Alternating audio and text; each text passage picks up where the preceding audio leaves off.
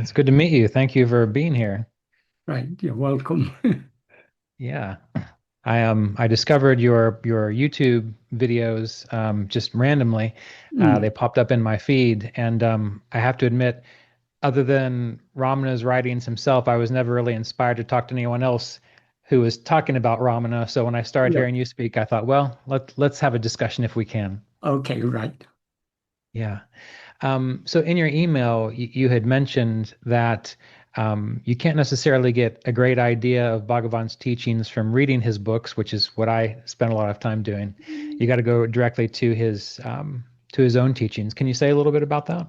Yeah, that is what most people's familiarity with his teachings comes through books, but were recorded by others in English. He knew English. He would occasionally speak in English, but it was very, very little. Generally, when he was asked questions, he would reply in Tamil, or sometimes in Tamil was his mother tongue, Yeah. or sometimes he also knew Telugu and Malayalam. So he would, if it was people asking questions in Telugu or Malayalam, he would answer in those languages. There Mhm. are other South Indian languages which are, particularly Malayalam, is very closely related to Tamil, and Telugu somewhat related to Tamil. He also knew Sanskrit and wrote some verses in Sanskrit, but most of his writings are Tamil writings. Mhm. Um, so the books that are recorded by other people in English, they have they have several shortcomings. Firstly, um, what they recorded was questions and answers. So Mhm. when people come and ask questions, the teachings that Bhagavan gives are appropriate um, to the to the question that is asked and the level of understanding of the person who is asking it. Bhagavan's own teachings are Advaita, Mhm. but um, even within Advaita philosophy, there are different levels of explanation are given to suit people of um, different capacity to understand or different willingness to understand. Bhagavan's teachings are Advaita in its deepest and most radical form, which most people will not be willing to accept. So there's no use in telling someone something that they're not willing to accept. So he often, when replying to questions, he would reply in a way that was appropriate to their level of understanding. And therefore, his answers often are not representative of his deeper teachings. So that's the first shortcoming. The second shortcoming is if you listen to a conversation and afterwards you go away and record it, what will you record? Will you record every word that was spoken? Unless you've got an extraordinary memory, you won't remember every. What you will record is your impression of what was said. Yeah, right. That will be colored by your understanding. If I listen to some some nuclear scientists talking about quantum mechanics or something, because I know very little about quantum mechanics, how much will I actually be? I will get some impression from what they say, but when I record it, it's going to reflect my understanding rather than what they were actually saying. So, what is being recorded is firstly, it reflects the understanding of the people who were recording. It's also that is what they hear goes through several filters. Firstly, it goes through the filter of their own understanding, where the impression that remains in the mind is according to our understanding of what is said rather than what is actually said. Secondly, it goes through the filter of their memory. And thirdly, because they didn't record in Tamil, which is what Bhagavan spoke, it went through the filter of their recording it in English. So the translation. So it's gone through three levels of filter. understanding, memory, and translation. So, um, though we can get a general impression of Bhagavan's teachings from such books, we can't say these are, are very representative of his teachings. However, fortunately for us, Bhagavan did write his own teachings in works in Tamil. One of the most important works is a work called Who Am I? Mhm. How that originated in 1901 or 1902, a devotee called Shiva Prakasham Pillai came to Bhagavan. And at that time, people knew very little about Bhagavan. He was a young boy who was sitting, mostly keeping silent. So people were thinking he had a vow of silence, which he didn't have. He just had no inclination to talk. And so people really didn't know much about him. But when Shiva Prakasham Pillai came to Bhagavan, the first thing he asked him was, Swami, who am I? That means he was he his mind was well attuned to the purpose for which Bhagavan had come. Yeah, right. So he, Yeah. because of that attunement, he got very appropriate answers. So when the first question he asked was, Swami, who am I? To which Bhagavan replied, Arivenan, which means awareness alone is I. Then he asked, what is the Swarupa, the nature of that awareness? And Bhagavan said, Satchidananda. Mm. Satchidananda, I think you're familiar with the term, means Yes. being, awareness, happiness, Mhm. which are not three things, they're one and the same thing. Mhm. Um, so he then asked a series of questions, and at that time, because Bhagavan was speaking very little, he would often Bhagavan would just write in the sand, because it's a hot, dry climate, and most of the year it's quite dry. The ground tends to be quite sandy, so you can write in the sand. And Shiv Prakash Pillai would note it down. But then he started bringing paper and a pencil or pen and asking Bhagavan to write the answers on paper. So he kept those. So he had an accurate record of what Bhagavan had replied. He had no idea at that time of publishing it. Um, After more than 20 years, he had a nephew called Manikam Pillai. And Manikam Pillai was very much in the same line. He was also very devoted to Bhagavan. So Manikam and Shiv Prakash Pillai was also a poet. So he wrote a biography of Bhagavan in Tamil verse form, in a particular verse form called Ahava, which is a continuous, it's not divided up into separate verses, it's continuous, multi-line verse. And in that he briefly mentioned the teaching that Bhagavan had given him. So Manikam Pillai wanted to publish that. And he said he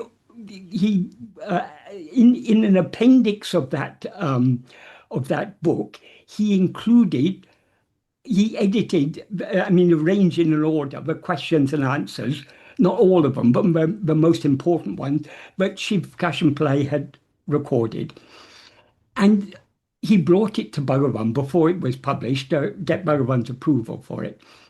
The first thing Bhagavan said, that is, in answer to the first question, who am I? Bhagavan had simply said, awareness alone is I.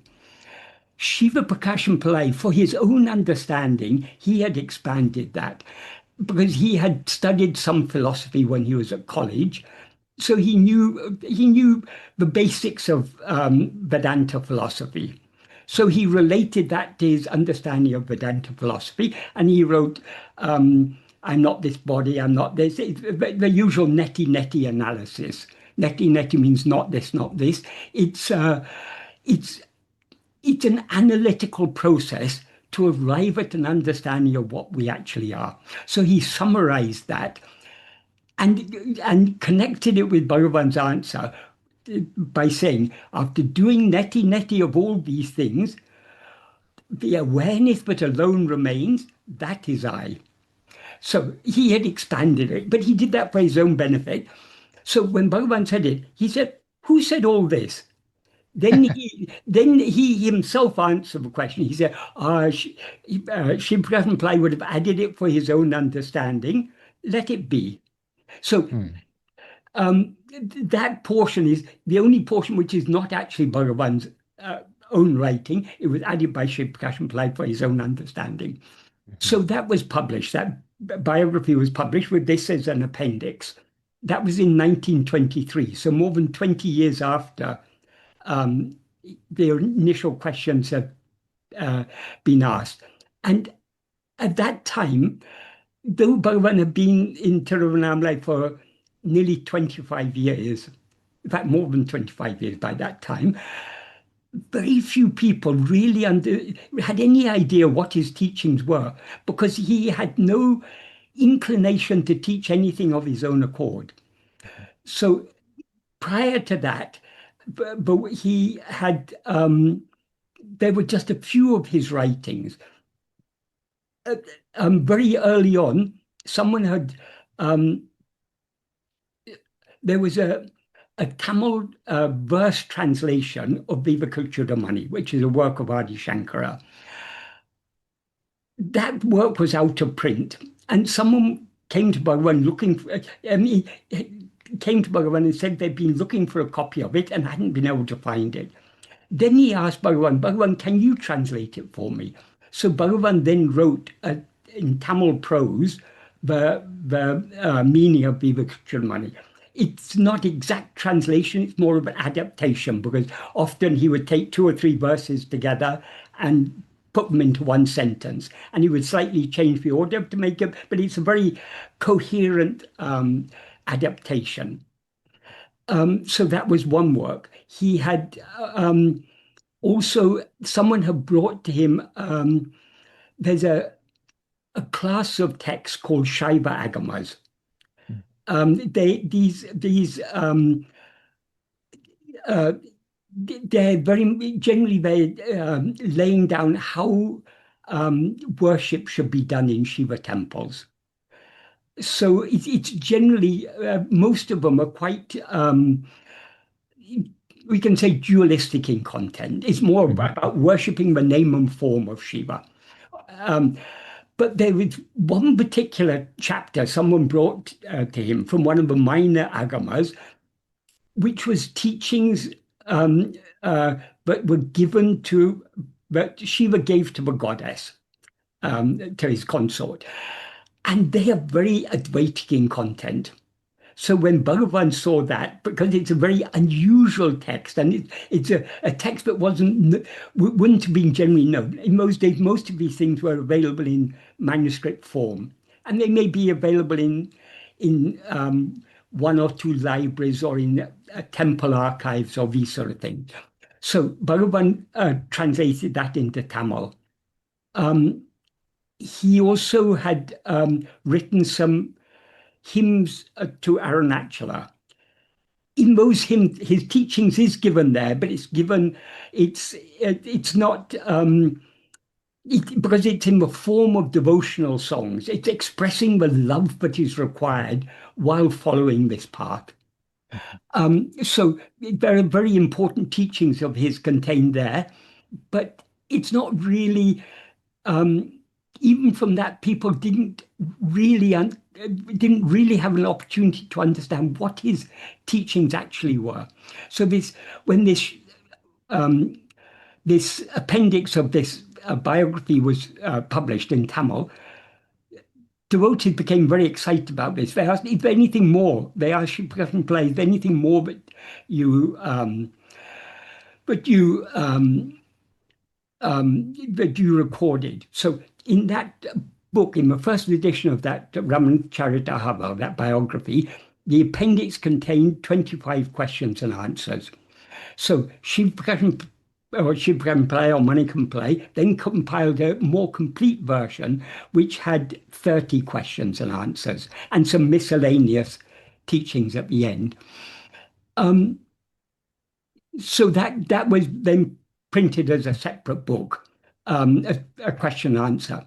A few years later, in about 1926 or 27, Manikam Pillai asked Bhagavan, he said, Bhagavan, I've recorded this. I mean, I've compiled this from what notes of Shiv Prakash Pillai. But is this the best way it can be edited, or can it be better edited?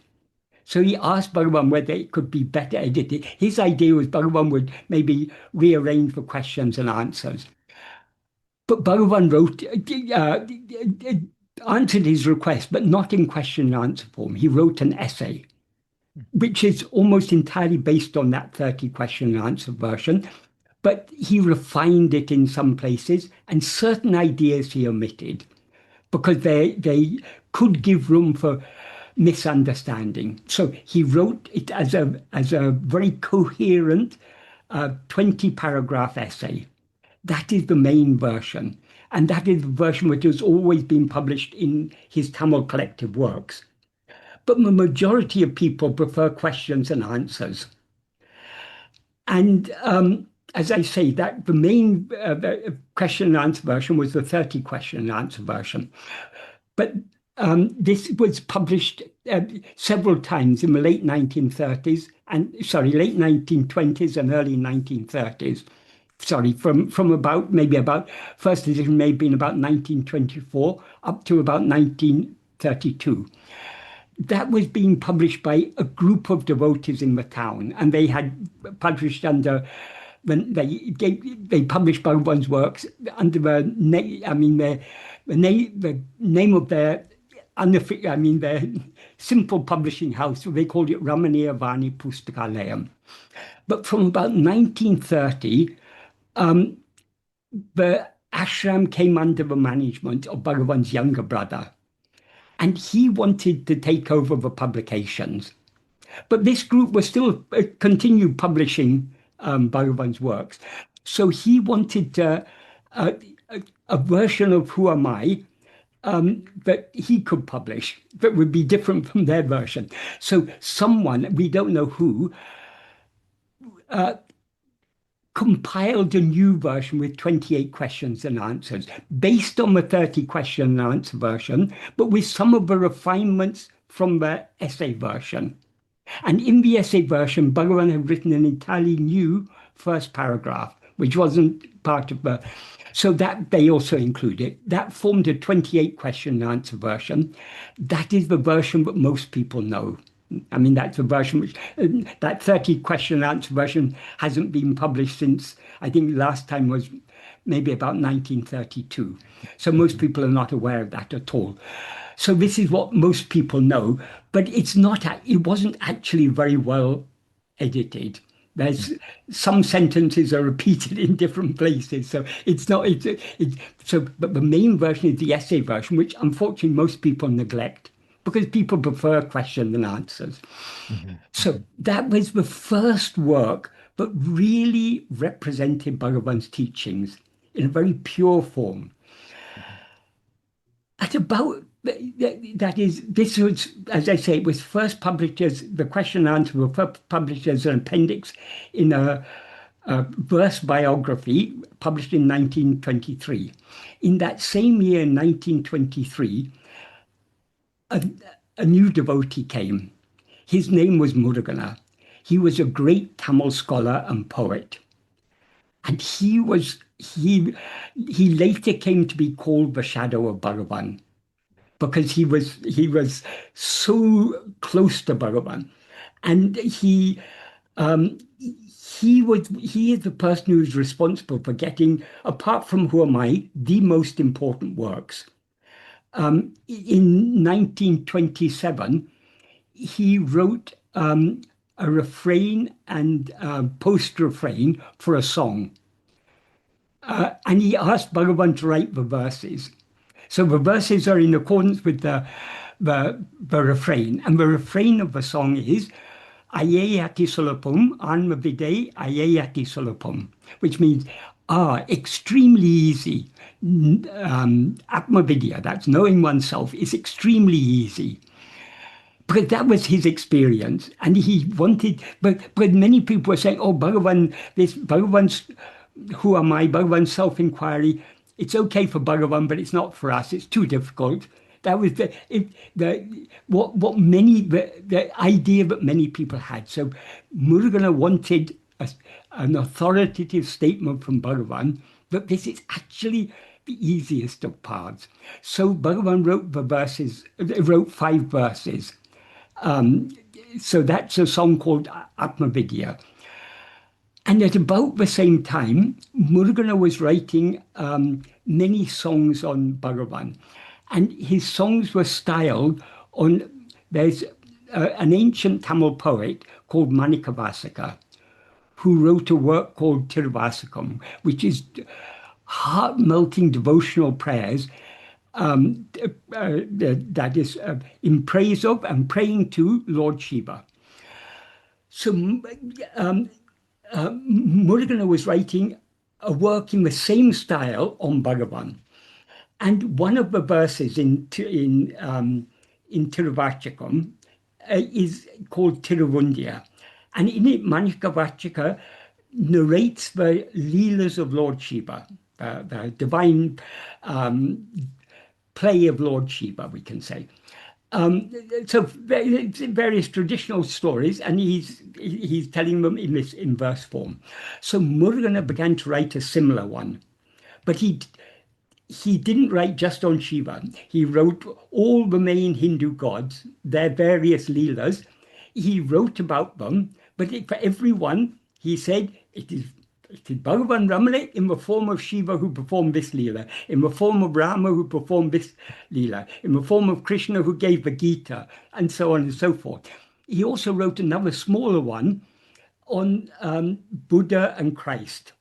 It was Bhagavan Ramana in the form of Buddha who started the wheel of Dharma rolling. It was Bhagavan Ramana who in the form of Jesus died on the cross to wash away the sins of the world. So for him, any god, it is Bhagavan Ramana in different forms. So that's his way of expressing his devotion to Bhagavan. So one of the stories he was telling in that poem was a traditional story about some so-called rishis living in a forest called Dharakavana. And they were doing Vedic rituals in order to get power. And they thought that there was nothing, there was no power in this world greater than the power of karma.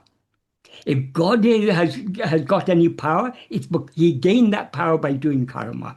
So if we do the karmas, we can gain whatever power we want. That was their idea. So to save them from this delusion and to set them on the right path, Lord Shiva came in the form of a mendicant. And he was accompanied by Lord Vishnu in the form of Mohini. Mohini is a female form that Lord Vishnu often takes, particularly when he's working in association with Lord Shiva. These are all stories from Puranas. So Mohini is a very beautiful lady. So when these rishis saw her, they were so enamored by her beauty, they forgot their rituals and started following her. In the meanwhile, Lord Shiva came as a young naked mendicant and came in front of the wives, and the rishis' wives, and they started following him. But there's an important point is, those rishis, they were overcome with lust. That's why they were following Mohini. The wives of the rishis were actually more spiritually elevated than their husbands because they were faithfully serving their husbands. So they were actually very chaste. So when they followed Lord Shiva, it was not because it wasn't a physical attraction. They were attracted by his divine luster.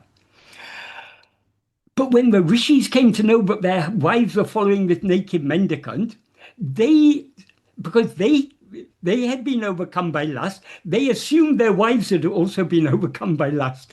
So they got very angry and they wanted to punish this mendicant.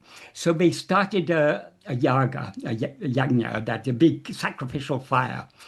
And by the power of their mantras and their sacrifices and whatever they put in that, they produce divine weapons to set against this mendicant. And they got a wild tiger came out of the fire. And the tiger was killed by Lord Shiva, and he wore it as a cloth around the skin of the tiger around his waist. And then an elephant, and he took the elephant skin, and then fire and various other things. But these are all the things that are in the typical iconography of Lord Shiva, all the things that he's wearing and carrying, all these they have produced from the fire in order to destroy him. Then they understood that there's a power greater than their karmas. So then they fell at his feet and prayed for guidance on the proper path. And then the traditional thing is Lord Shiva gave them teachings, and thereby he saved them. When Murugan came to this point in the story, he thought, who is the person? That is, he's singing, saying that it's Bhagavan Ramana in the form of Shiva who played this Leela. So who's the proper person to give the teachings? Bhagavan. So he asked him to write the teachings that Lord Shiva gave to those mendicants. And Bhagavan wrote 30 verses, which is a work called Upadeshundya, which he later translated, Bhagavan himself later translated into Telugu, Sanskrit and Malayalam. So it's the only work that Bhagavan has written in 4 different languages. In Sanskrit, it's called Upadeshasaram. So this is a very, very one of extremely important work of Bhagavan because of the context in which he wrote it. He was summarizing all the different spiritual paths and their relative efficacy, and showing how they all are tributaries leading to the ultimate path, which is the path of jnana, which is the path of self-investigation, Bhagavan's own path. So those 30 verses are very, very important teachings. So those 2 were written, that is this Atma-vichara, the song saying self-knowledge is extremely easy, and this Upadeshundya, they were both written in April of 1927. The following year, Bhagavan had on occasions, he had composed verses. Murugan gathered 21 verses. Most of them were translations from other sources. So he gathered these 21 verses and asked Bhagavan to form it into a work revealing the nature of reality and the means of attaining it. So Bhagavan then began writing verses. And Murugan, from the original set of 21, Murugan slowly started deleting because they were less relevant than the verses, newly composed verses. And over a course of about 3 weeks, in July and August of 1928, Bhagavan wrote a work of, initially it was 40 verses, with plus 1 Mangalam verse. That's like a benedictory verse at the beginning. But then there was another devotee, a Sanskrit poet called Kavyaganta. When he saw it, he asked why this first verse, this Mangalam verse, is in a different meter to the other ones, because all the other verses were 4-line verses, and this was a 2-line verse. Then Bhagavan explained to him, no, it's the same meter. The 4-line verse is called Vemba. The 2-line verse is a Kural Vemba. It's a 2-line version of that.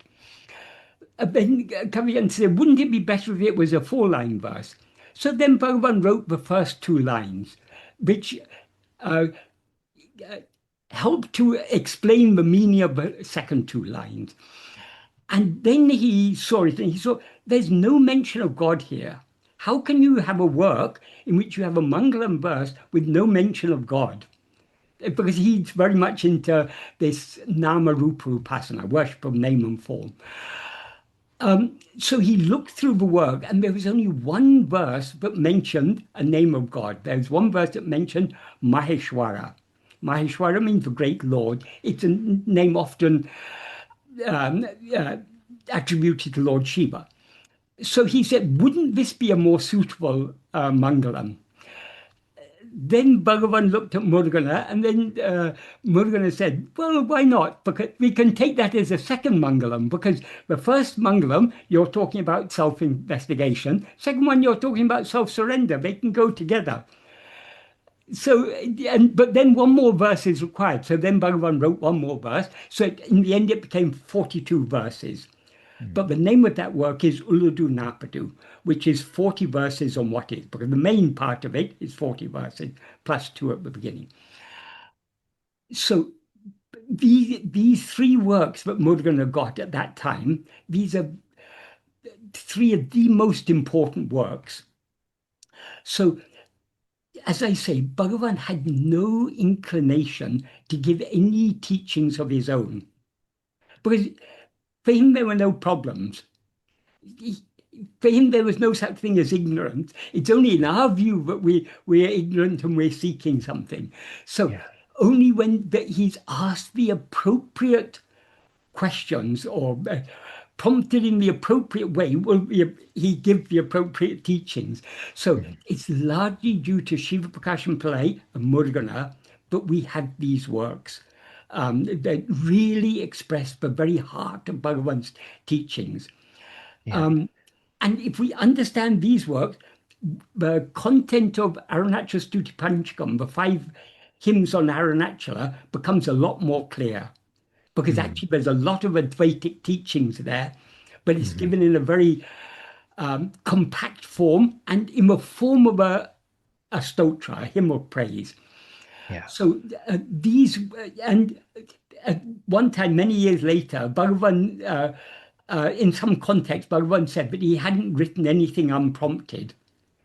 And someone said, but Bhagavan, you wrote Aksharam, right, the 108 verses, and Patikam and Ashtakam. These are 3 of the 5 hymns. You wrote those without any prompting. Bhagavan said, no, even that was, these other works I wrote because you prompted me from outside. These works I did because Arunachala prompted me from within. So he denied any doership. But fortunately, we have, I think in all, the original verses of Bhagavan probably come to about 300 in number. But these contain the very essence of his teachings. If we, and along with Who Am I? And a few other minor things here and there, but these are the most important ones. If we study these deeply and understand what is the heart of Bhagavan's teachings, the core of his teachings, then if we read books like Talks and Day by Day and Maharsha's Gospel, these books in which his answers to questions were recorded in English, then we get a much better, we're able to sift the chaff from the grain. We're able to recognize what are the real teachings of Bhagavan and what are things that he said suited to the understanding of whoever was asking his question. So to truly understand Bhagavan's teachings, it is essential to study his original writings. Another problem is these were, in Bhagavan's lifetime, these were translated into English. But most of the translations reflect the all translations reflect the understanding of the translator. So the people who translated them didn't have a deep understanding of the meaning of these verses. So I was very fortunate that when I first came to Tiruvannamalai nearly 50 years ago, in fact, in a couple of months, it'll be 50 years since I first came to Tiruvannamalai. Very soon after I came, that is when I came to Tiruvannamalai, I didn't know anything really about Bhagavan. I'd read about his death experience and I'd heard a little bit. But I just came because I wanted to know more. And I was expecting just to stay a few days and pass on, because at that time, I've been traveling for nearly 18 months around India. But when I came to Tiruvannamalai, the first thing I read was an English translation of Who Am I? And as soon as I read that, I answered, this is what I've been looking for. Before that, I knew I was looking for something, but I didn't really know what it was. I couldn't really put my finger on it, what exactly it is. I knew something spiritual. I wasn't satisfied with this material life. I thought, what's the point of just um, we grow up and then we get a career and then we get married and we have family and we grow old and we die. Is this all there is to life? I think there has to be something more to life than this. So with that type of looking for something beyond this material existence, and that was the spirit in which I went to India, looking for something, but not really having a clear idea. I didn't know anything about Hinduism. I had a vague idea India's a country of spirituality. I'd read some Hermann Hesse books. I'd read Siddhartha. So I had some vague impression about India being a spiritual country. I didn't even know that Buddhism had died out in India 1,000 years ago. So, I mean, I was completely ignorant. But when I came and I visited temples and things, I was curious about everything I saw. And I read various books. I read some a translation of the Bhagavad Gita. I read Aldous Huxley's Perennial Philosophy. I read some Alan Watts books. These were things I just picked up during my travels. So I knew I was looking for something, but what exactly it was, I didn't know. And I've been on some meditation courses and things, but nothing really caught me, as it were. But as soon as I read Who Am I just understood this is what I've been looking for. It just seems so obvious to me. But before we know anything else, the first thing we need to know is what we ourselves actually are. Because if we don't know ourselves, the knowledge we have about, if our knowledge about ourselves is mistaken, whatever knowledge we have about other things is also going to be mistaken. So first we need to know what we ourselves actually are. So as soon as I read that, I was convinced. But then I wanted to know how to actually practice this. And I started reading whatever books were available. I read Arthur Osborne's books. He said you have to meditate 2 digits to the right from the center of the chest. I felt, no, it just didn't seem, this is not what Bhagavan is talking about. It was very clear to me. But exactly what is this self-inquiry? I wanted to know. And very soon, after being there a week or two, I met Sadhu Om, who was a disciple of Bhagavan. He had come relatively late in Bhagavan's life. He came only about less than 4 years before Bhagavan left his body. Bhagavan left his body in April 1950. Sadhu Om came only in July 1946. So he was less than 4 years actually there in Bhagavan's lifetime. But he, like Murugan, he was a very great Tamil poet. The day before he came to Bhagavan, there was some talk in Bhagavan's hall, and some people were saying, nowadays the standard of education has fallen very low. Everyone wants only an English education. So the standard of Tamil education has fallen very low. So we can't expect to see, in this younger generation, we can't expect to see poets of the caliber of Murugan or Bhagavan. Some devotees were talking among themselves in Bhagavan's presence. Then Bhagavan interjected and said, it is not about education.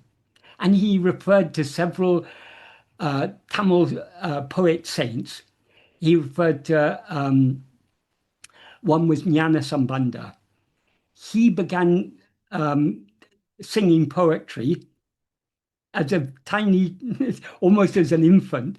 That is, the story is that the mother goddess appeared and gave him her breast milk. And when he was a small child, and from that time he started singing Tamil. So he's believed to have been a poet since he was, from the time he could start speaking. So what education he had, Bhagavan said. And then he referred to another famous saint of Tiruvannamalai called Arunagiri Natha, who was the a son of a Devadasi, that's a temple dancer. And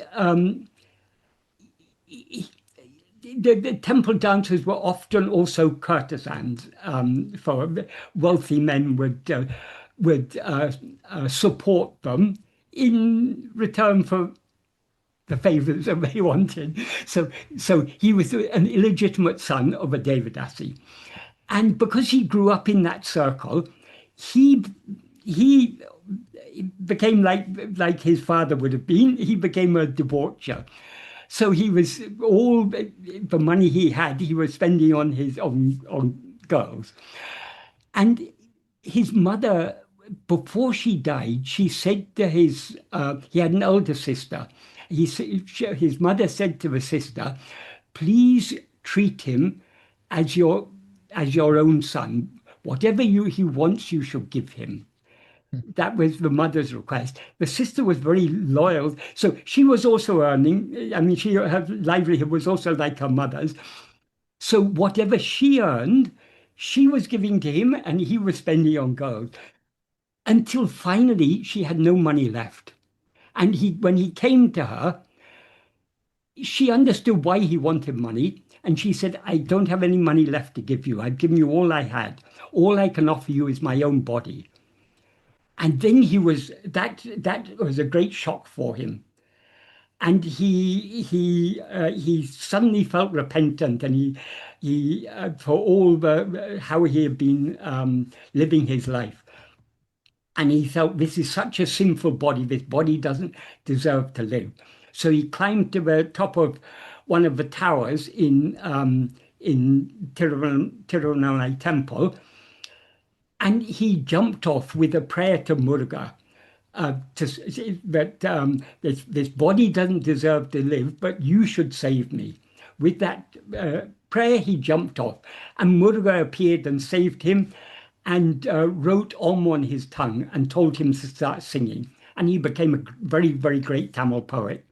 So Bhagavan referred to cases like this and said, it is nothing to do with education. It's to do with divine inspiration. When the divine inspiration comes, the lack of education doesn't matter at all. That Bhagavan, this happened the day before Sadhu Om came. When Sadhu Om came, while coming on the train, he wrote a couple of songs to Bhagavan, and he sang those songs when he came to Bhagavan, and he gave the songs to Bhagavan. Bhagavan looked at them. In one of them, he changed the title slightly, and then he returned the verses to Sadhu Om, and he said, "Have you shown this to Murugana?" Sadhu Om said, "Who's Murugana?" And Bhagavan said he lives there in Palakottu. Palakottu is an area just outside the ashram. It's a former orchard of jackfruit trees. So he's living there. And Sadhu Om asked, "Where is Palakottu?" And then Bhagavan told him how to get there. Then afterwards, he said he felt so foolish. He comes to Bhagavan, and the first thing he asked is, "Where's Palakottu?"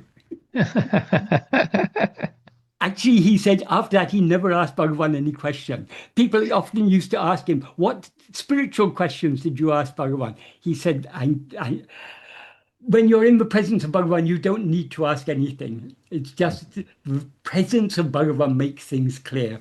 So anyway, he went and he showed these verses to Murugana. And the first thing Murugana asked is, "Has Bhagavan seen this?" And he said, "Yes, I sang this to Bhagavan. Bhagavan asked me to come and show you." And then Murugana saw the verses, and Murugana at once understood this is not an ordinary poet. This is someone with that divine gift. And when Murugana came to a hall after that, Bhagavan said to him, "See what we were talking about yesterday. Today, the perfect example has come." So from that first day, Murugana and Sadhu Om were very, very close friends.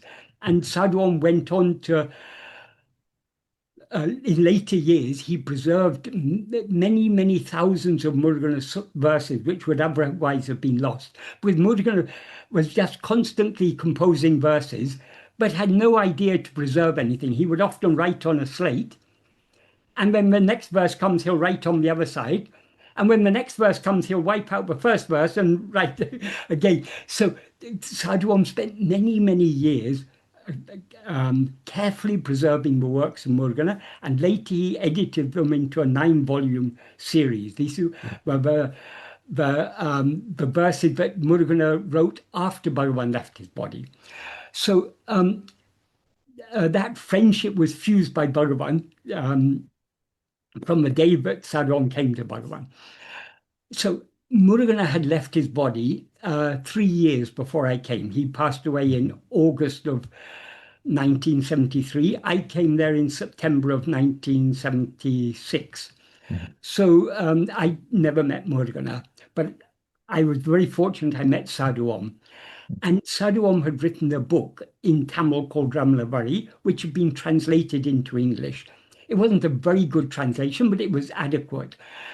And so when I read that Sadhu Om makes it clear what is the practice of self-investigation. That is the term that I picked up first is self-attention. That made it clear to me. So after that, I became very close to Sadhu Om, and I assisted him in translating many things because I didn't know Tamil. His English, he could express himself in spoken English, but because he has got natural powers of expression, he can make himself clear, but his English is not very grammatical. So it's not easy for him to, I mean, if you translate something, it'll be in a very rough type of English. So I helped to polish the English. I would question him about the meaning of the verses, and he would tell me. So under him, I began to learn. I wasn't systematically learning Tamil, but I began to pick up Tamil, and I began to get a deeper and deeper understanding of Bhagavan's teachings. And I was with Sadhu Om for 8.5 years until very suddenly he passed away. But that for me was like a foundation. So from Sadhu Om, I was able to get a very good understanding of Bhagavan's teaching based on Bhagavan's own original Tamil writings. And there's a very important work called Guru Vachaka Kovai, which is more than 1,250 verses, in which Murugan recorded Bhagavan's teachings. That is, whenever Bhagavan gave an important teaching orally, Murugan would express it in a Tamil verse, show it to Bhagavan. Bhagavan would sometimes make some small changes. Sometimes he'd cross out whole lines and rewrite whole lines. And sometimes he would, if Murugan writes 2 verses, Bhagavan will write 1 verse summarizing it. So they were working very closely together. So that work I translated, or I assisted Sadhu Om in translating. So that for me was a sort of foundation. And from that, I have the good fortune to really come to understand what the core teachings of Bhagavan are and the importance of these Bhagavan's own writings. And of course, the writings of Murugan. How could you maybe summarize some of the most important parts of the core teaching?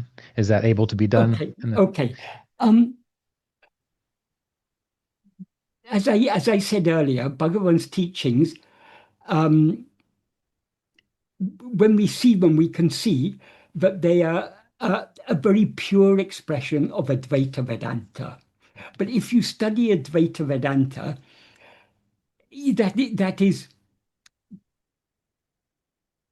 they are very clear expressions of Advaita philosophy, even in the Upanishads. So it dates back to very ancient times, but it was systemized as a philosophy much later. The main person who systemized it was Adi Shankaracharya.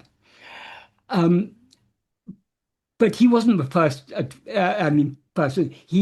His guru's guru was a person called Gaudapada, who wrote an important commentary on the Mandukya Upanishad, which is the shortest of the Upanishads.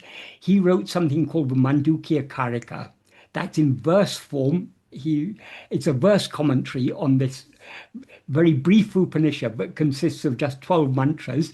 He's written four large chapters on this in verse form. So that's a very, very clear expression of the Advaitic teachings. Shankara Shankara came with a divine purpose to establish that this is the correct interpretation of Vedanta philosophy. So Shankara the first contribution of Shankara, he said the three main sources of Vedanta are the Upanishads, the Bhagavad Gita, and the Brahma Sutra. This he called the Prasthanatraya, the three source texts of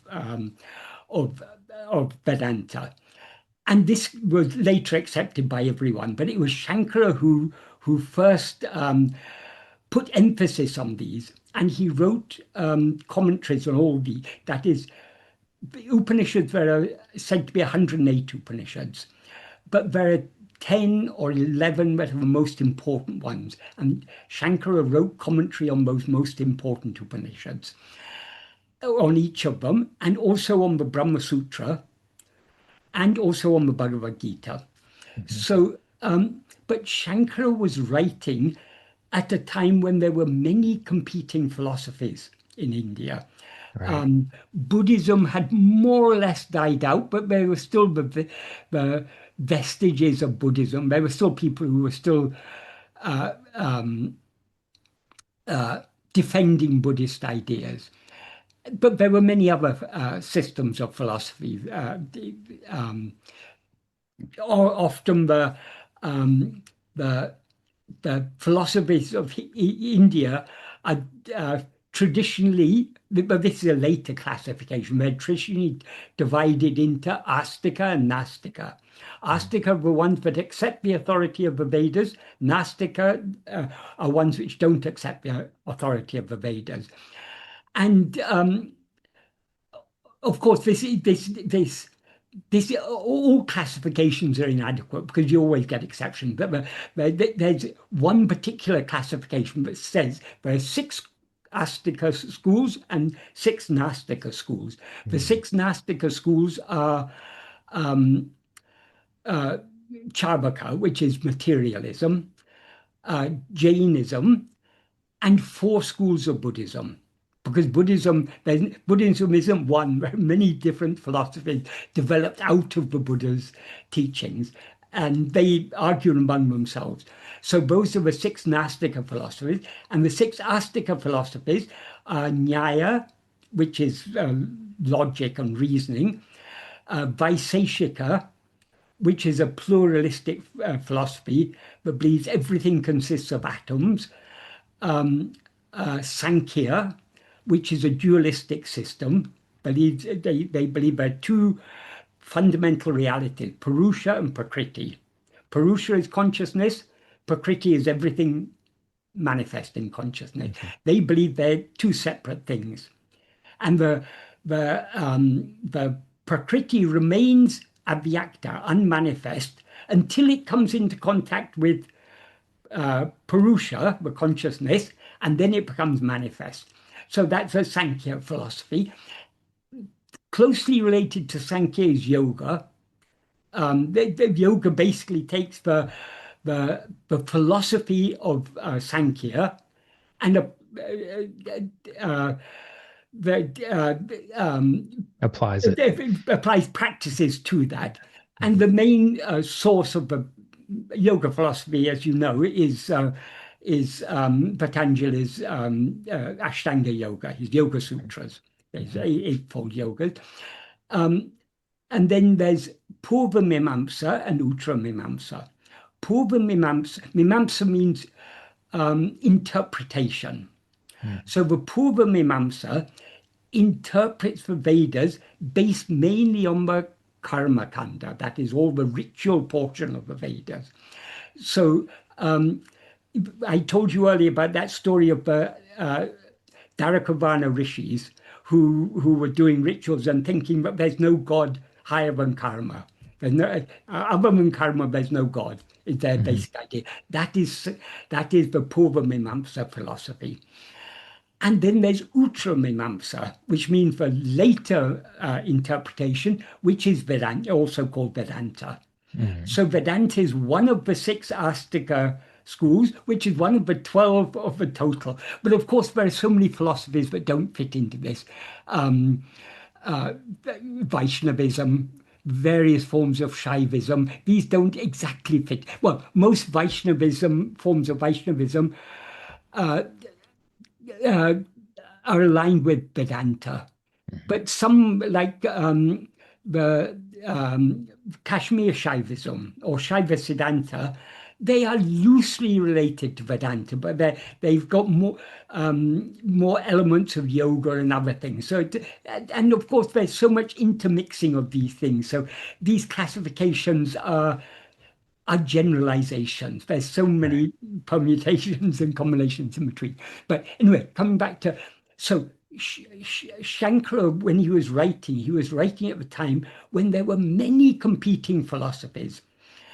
So he wanted to establish what is the correct interpretation, because even among the Vedantins, there's so many different ideas. So Shankara wanted to establish that the essence of the Vedas, the Vedanta, the philosophical conclusion of the Vedas is Vedanta, and the essence of Vedanta is Advaita. But because he's writing to convince others, particularly scholars, a lot of his commentaries, he's not expressing Advaita in the purest form, because he has to, like Bhagavan said, teaching has to be according to a taught. When Swami Yogananda came to India in the 1930s, that I don't know exactly when he went to America, but he'd been in America for some years. And when he came to India for a tour of India in the mid-1930s, he came to Bhagavan. And while he was there, one question he asked is, what teaching should be given for the uplift of the masses? And Bhagavan said, teaching cannot be given en masse. Teaching has to be according to the taught. So that's why, from the perspective of Advaita, all these different teachings, all the various forms of Buddhism and yoga and all these, and various bhakti traditions and everything, they all have they all appropriate, but they're suited to people at different levels of spiritual development. Right. So, as I say, Shankara, when he laid down when he systemized the Advaita philosophy, he did so in an intellectual climate in which he had to convince others. So often he had to, that is, many people observe that Gaudapada is much more radical than Shankara. But it's not that Shankara was, at heart, Shankara would have been completely in tune with Gaudapada. In fact, he wrote a commentary on Gaudapada's Mandukya Karika.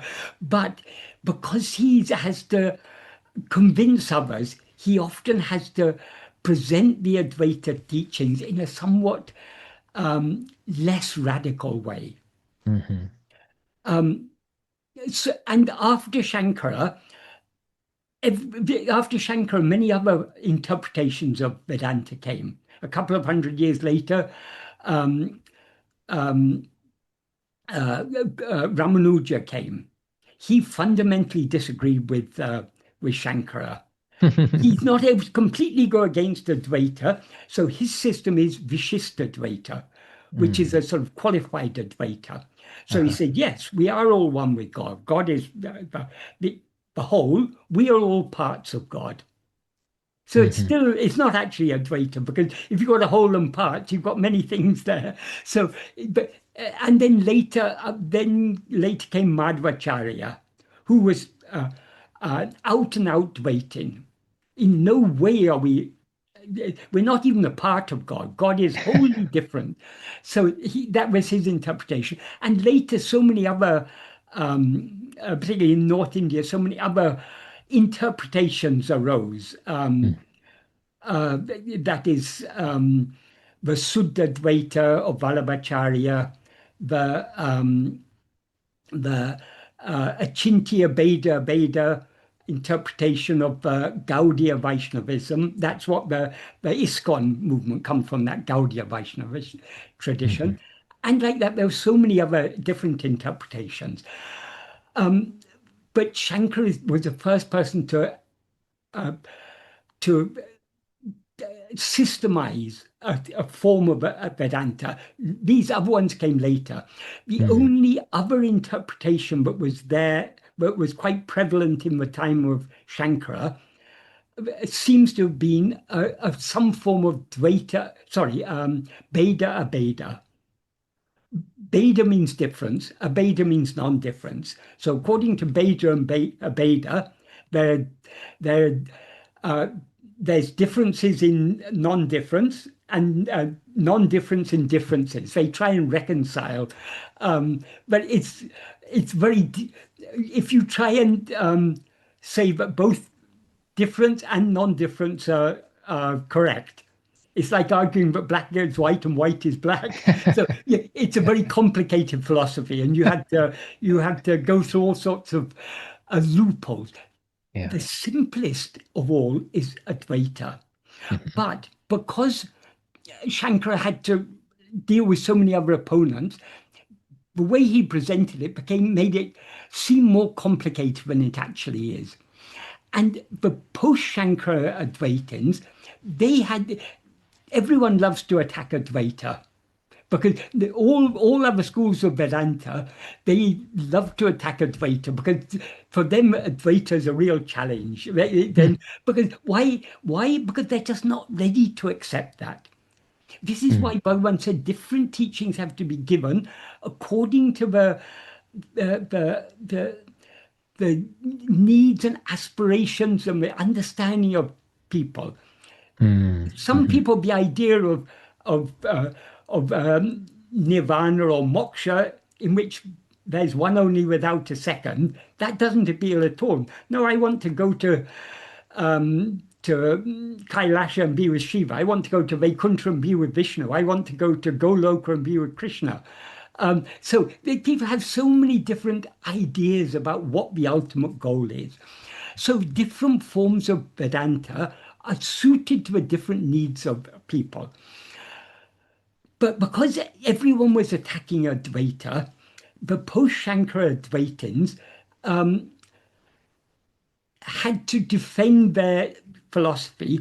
And so they had to add more and more and more explanations, and it became more and more complicated. And actually, there were it's split into two main schools, the Bhamati, and the other one was Vivarvana or something. I don't know. Two main schools. One of them said that tried to explain the appearance of multiplicity. It's all a reflection. The other said no, it's all a limitation. So some different explanation. So since the time of Shankara, so many explanations have come. So many commentaries on commentaries on commentaries, and other texts have come and trying to defend Advaita in different ways, and it became far, far too complicated. One of the main contributions of Bhagavan is he's presented it in an extremely simple way. Secondly, he's that is because there was so much emphasis was put on of explaining everything. When you're attacked, you have to give explanations to satisfy your opponent. So it over the course of time, it lost touch with the practical implication of Advaita. So, for example, a very clear example, there's a verse in in Uludunapadu, the 40 verses, in which Bhagavan says, this verse 32, he says, when the Vedas say you are that, he puts it in a very cryptic form, but I'll expand it just to make it simple for explanation purpose. When the Vedas say you are that, what should we do? We should, if I am that, then what am I? That is the purpose of the Mahavakyas, the four great sayings of what Shankara called the Mahavakyas. Other Vedantins don't all agree they're Mahavakyas, but according to Advaita, these are the four Mahavakyas. Tattvamasi, you are that, or that you are. Aham Brahmasmi, I am Brahman. Prajnanam Brahma, pure awareness is Brahman. And I am Atma Brahma. This very self is Brahman. These are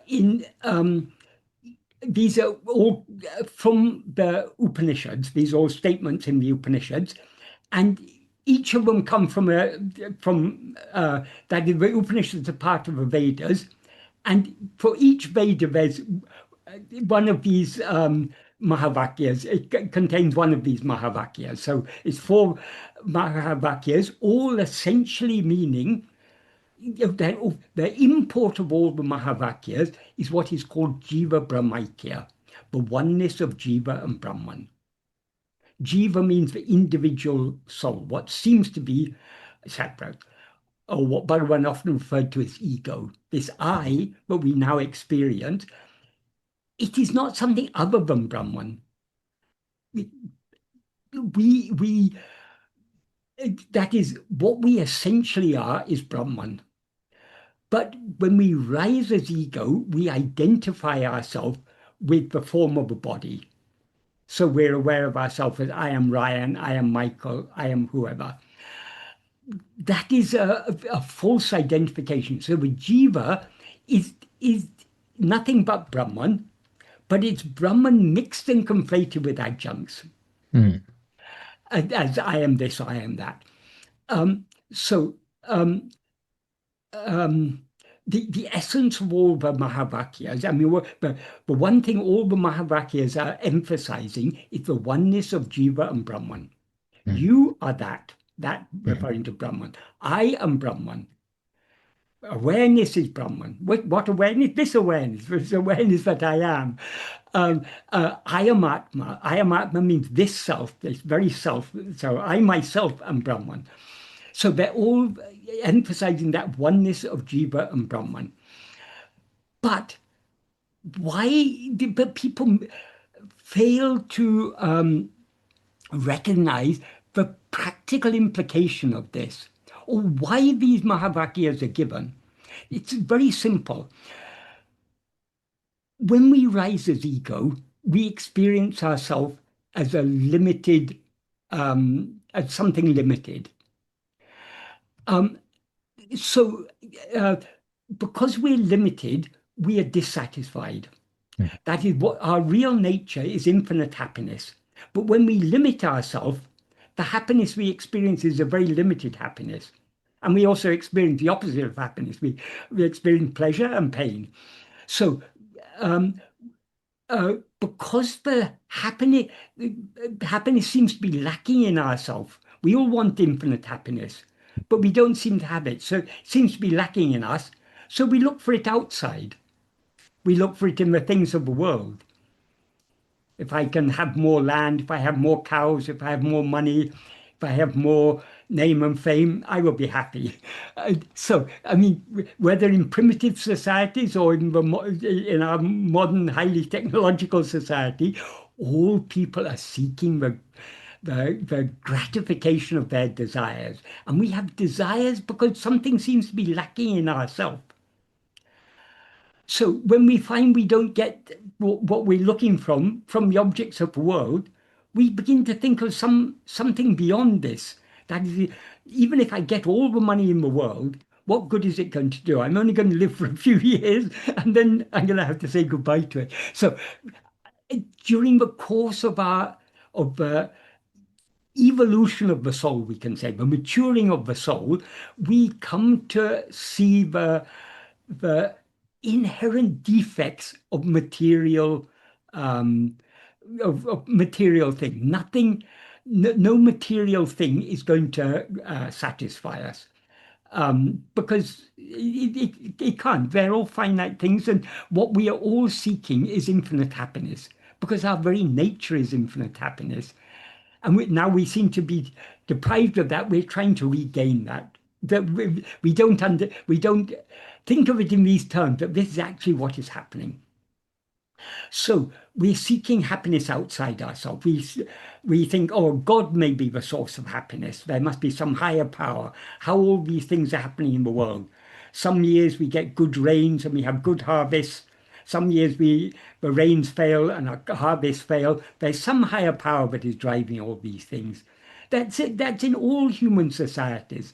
And nowadays, because we have become so reliant on technology, we believe all this technology, we've got solutions to everything. We will be able to avert famine and everything. But if one country goes and bombs another country, and that other country decides to close the strait through which most of the oil in the world is passing, that affects, what is the effect of the prices go up, the fertilizer that depends on all these oils, the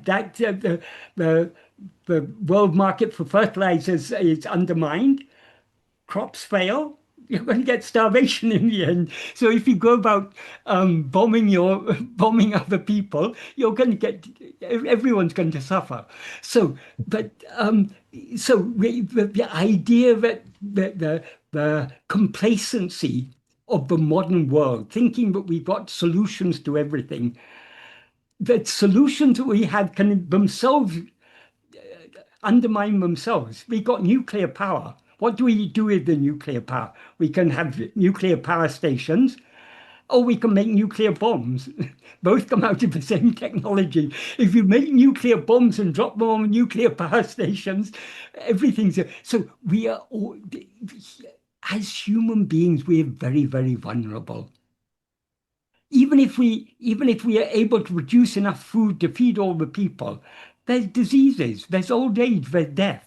So there's nothing that can ultimately satisfy us in this world. So people begin to think there's some power beyond this, some power that decides whether the rains fall this year or don't fall, some power that decides whether there's peace in the world or whether there's war.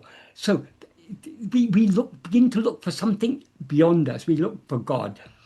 And at first, when we start worshipping God, we ask God, please give us the rains, give us the cows and the crops and everything that we need for our survival, or whatever it is according to in modern society. Give me my iPhone, give me my Ferrari, give me my big house, and give me a few more billions. So we depend upon some higher power to fulfill our desires. But after some time, we mature further and we ask, if God is able to give us all the things we want, which is greater, the giver or the gift? The giver has to be greater than the gift. So rather than just asking God for this and that, shouldn't I seek God himself? If God is able to give all these things, if I can attain God himself, then that is where happiness lies. So we begin to look for God outside. Or we have some philosophy that tells us there's one vast reality that is the underpinning reality of all this world. It is called Brahman. So we want to know Brahman. So whether we're seeking happiness or knowledge or God or Brahman or whatever it is, we're seeking it something outside ourselves. So the Upanishads say, you are that.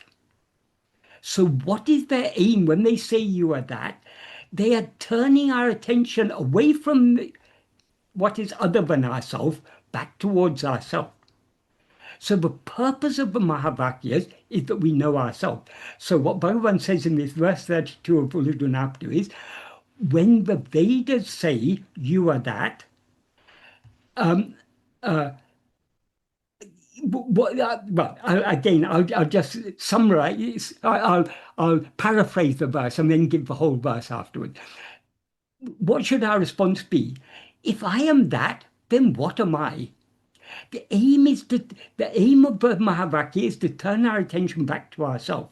What we need to investigate, what we need to seek, is not some Brahman or God that we imagine to be other than ourselves. It is our own self. If I know myself, then I will know Brahman, then I will know God. So what Bhagavan says in that verse, when the Vedas say, you are that, if instead of knowing oneself as what, I mean, knowing oneself by investigating what am I, and thereby being what one actually is, meditating, I am not this, meaning I'm not this body, I am that, is due to absence of strength. What he means by absence of strength is lack of strength of understanding. The very purpose of the Mahavakya is to turn our attention back to ourselves. Merely thinking I am Brahman, what do we, if you meditate I am Brahman, what are you meditating on? You're meditating on a thought, I am Brahman. You're not that thought. That thought is something that comes and goes. So you're not going to know Brahman simply by thinking I'm Brahman. If a classic example is given, there's in a kingdom there's a coup. The general of the army takes over the kingdom, but a loyal minister, the king and queen are killed, but a loyal minister manages to save the son of the king, the infant child, and takes him to the forest and gives him to a woodcutter and asks him to raise him as his own son. After many, many years, that minister comes back and he sees the young prince, who's now grown up to be a young man, and he tells him, you are not a woodcutter, you are the king of the country. You need to read this wicked general took over your country, killed your parents, so you need to regain this kingdom. If a woodcutter goes on chopping wood and saying, I'm a king, I'm a king, I'm a king, I'm not a woodcutter, I'm a king, what do you say? He needs to go, he needs to make plans, he needs to make strategy, he needs to contact loyal citizens, and he needs to leave the people to rebel against this general who's a terrible tyrant and restore himself to the throne. Likewise, when we are told we are that, merely thinking I'm not this, I'm that, is not going to help us. We need to investigate ourselves to know what we actually are. So the aim of the Mahavakyas, which are the essence of Vedanta, is to turn our attention back to ourselves. So this is what Bhagavan, the main emphasis on in Bhagavan's teaching is on the practice. Mm. And what is the practice? Investigating who am I. Mm-hmm. So that is, as I say, Bhagavan has greatly simplified. I mean, he presented the essence of Advaita philosophy in an extremely simple way and also in an extremely practical way. One of the important contributions Bhagavan made is to explain about the nature of ego, because the whole problem is ego. Ego is a false identification. That is, as ego, we're aware of ourselves as I am Ryan, or I am Michael, or I am whoever. Ryan is the name of a body. So when we say I am Ryan or I am Michael, we are identifying ourselves as a body. Where are you? You're in a certain place somewhere in the eastern parts of the States. I'm somewhere on the western parts of Scotland. Why do we say I am in this place, not in that place? Because the body is in this place. Mm. So we are so identified with this body. But as Bhagavan made clear, the body is not just when we're aware of ourselves as I in this body, we're not aware of ourselves just as the physical body. There's a bundle of 5 sheaths that make up this body that we experience as I. Because we never experience a dead body as I. It's always a living body. So that you've got the body and the life, the prana. So those are the first two sheaths, the physical form of the body and the prana. And we never experience ourselves as a sleeping body. It's always a body that seems to be awake. Even in dream, the dream body, while we're dreaming, seems to be the waking body. So in that body, there's a mind, intellect, and will operating. So these five are what are called the Panchakosha, the five sheaths. These collectively make up the term the term body. Well, these five collectively are referred to as body when we say, I am this body. So ego is and this body, this bundle of five sheaths, these are all what are called upadi. Upadi is a Sanskrit word. It's often translated as adjunct or limiting adjunct, which is, it's a convenient way of translating it, but it doesn't fully capture the idea.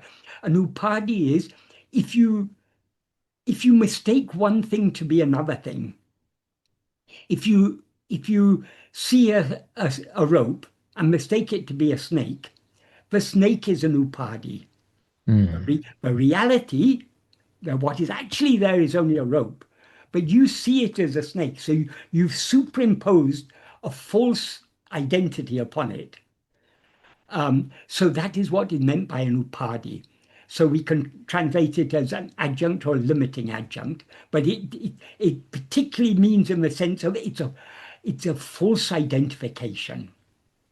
So we have ego is a mixture of that pure awareness I am and these upadis, these adjuncts, namely this body consisting of five sheaths. This is also what is called Chit Jada Granti. Chit means awareness, Jada means what is not aware, and Granti means a not. So Chit Jada Granti, it's a conflation of awareness with what is not aware. What we are is awareness.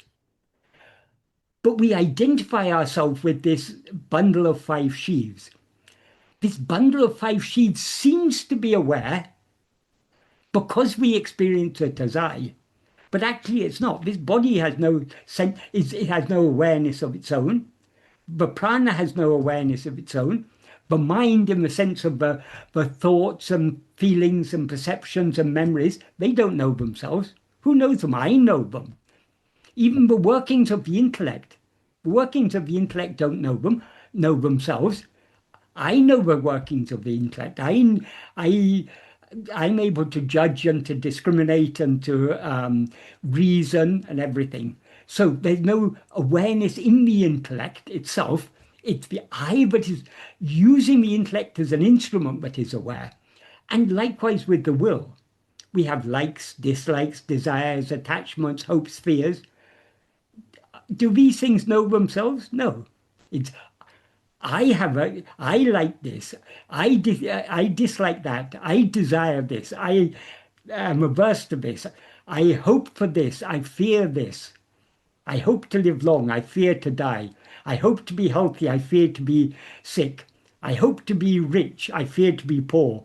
All these things, there's an I. That I is ego, which identifies these five sheaths, which are all, as Bhagavan says, jada and asat. They're devoid of awareness, devoid of any real existence of their own. They derive their seeming sentience and their seeming existence from this I. And in this I, this ego, there are two elements. There's the chit element and the jada element. What is real is the chit element. That is the fundamental awareness of our own being, I am. That is what is real. So Bhagavan often used to say, I am is real. I am this or that is unreal. Because we're identifying ourselves with something other than ourselves. What is our true identity? I am I, nothing other than I. Even to say I am Brahman is, that is, we have to be told we are Brahman initially to turn our attention back to ourselves. But when we know what we actually are, the experience will not even be I am Brahman, I am I, nothing other than I, because there is nothing other than I. Because as it's said in the Upanishads, ekam eva advaityam, there's one only without a second. And what is that one? You are that. So this sounds a lot like Sankhya Yoga, though, when I listen to. it is like Sankhya, but one important difference. Sankhya is dualistic because Sankhya thinks there are two independently existing things, Purusha and Prakriti. Whereas according to Advaita, Prakriti is a mere appearance. Mm, Purusha alone is real. mm, And another difference is in Sankhya, they think there are many Purushas. mm, Whereas in mhm, the Dvaita, there's only one Purusha. mhm, mhm. Yeah. Consciousness is one only without a second. So that is, Sankhya made a very important contribution to Indian philosophy in that it highlighted the distinction between the knower and the known. Mm, I mhm. don't know if you know about Western philosophy. Just a little bit. A little bit. Okay. You must have heard of Descartes. Yes. Descartes' philosophy is dualistic, Mhm, but his dualism is a mind-body dualism. mhm, He thinks mhm, there are two separate substances. There's body, physical things, and there's mind, mental things. But Sankhya is a much more subtle dualism because Sankhya, mind in the sense all the thoughts and perceptions, memories, everything is Prakriti. mhm, So it is a subject-object dualism. mhm, That is, the subject is the knower, everything else is known. That's the object. So whatever is known as other than ourselves is Prakriti. But what we are is just a mere awareness in which all these things appear. So the difference between Sankhya and Advaita is Advaita doesn't accept the reality of the Prakriti. It says what actually exists is only one. So Prakriti is a mere appearance. And why does Sankhya conclude that there are many Purushas? Because when we experience ourselves as I am this body, we as awareness take ourselves to be this body. Therefore, every other body seems to be aware. mm, So in the view of the one ego, there are many egos. In a dream, so long as you're dreaming, there are so many other sentient beings in your dream. If you ask anyone in your dream, when I fall asleep, does this world continue to exist? Well, say, of course it does. You may be sleeping, but we're awake, or even if we're sleeping, someone else will be. So, but so long as we're dreaming, there seem to be a multiplicity of uh, right. of egos in the dream. But when we wake up, we recognize it was all only in the view of the dreamer, but all these others seem to exist. And the dreamer is the ego. Mm, mhm, So, as I say, Bhagavan, he's and in it, another thing in Advaita, as I said, there are different levels of explanation suited to people at different levels of understanding. So, according to Advaita, the ultimate truth is what is called ajata. Ajata means, according to a famous verse that occurs in two Upanishads and is quoted by Gaudapada in Mandukya Karika and by Shankara in Vivekachudamani, but it's usually attributed to Gaudapada, even though actually it comes earlier in some Upanishads, is na nirodho. There's no, in that context, nirodha means destruction. There's no destruction and there's no utpatti. Utpatti means no arising. You can only if something has come into being can it cease to be. So if nothing has ever come into being, it cannot cease to be. So there's no destruction and no coming into being. There's no sadhaka, and there's no one who has attained. There's no mumukshu, no mukti. This is the ultimate truth. So the ultimate truth is, but what is alone is as it is and never undergoes any change. But that is quite contrary to our experience, because in our experience there are so many things. So Advaita has to explain the appearance of manyness.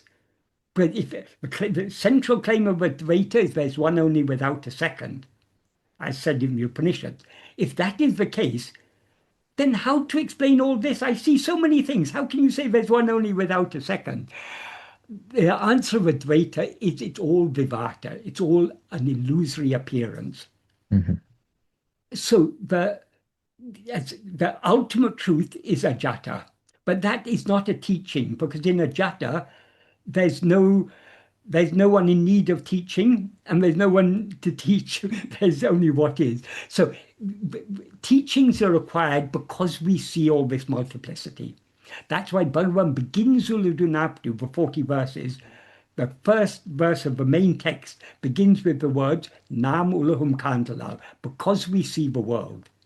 Because we see the world, there's need of we have a problem, and there's need of teaching. So the highest level of teaching, the ultimate truth is ajata, but the highest level of teaching is what is called drishti shrishti vada.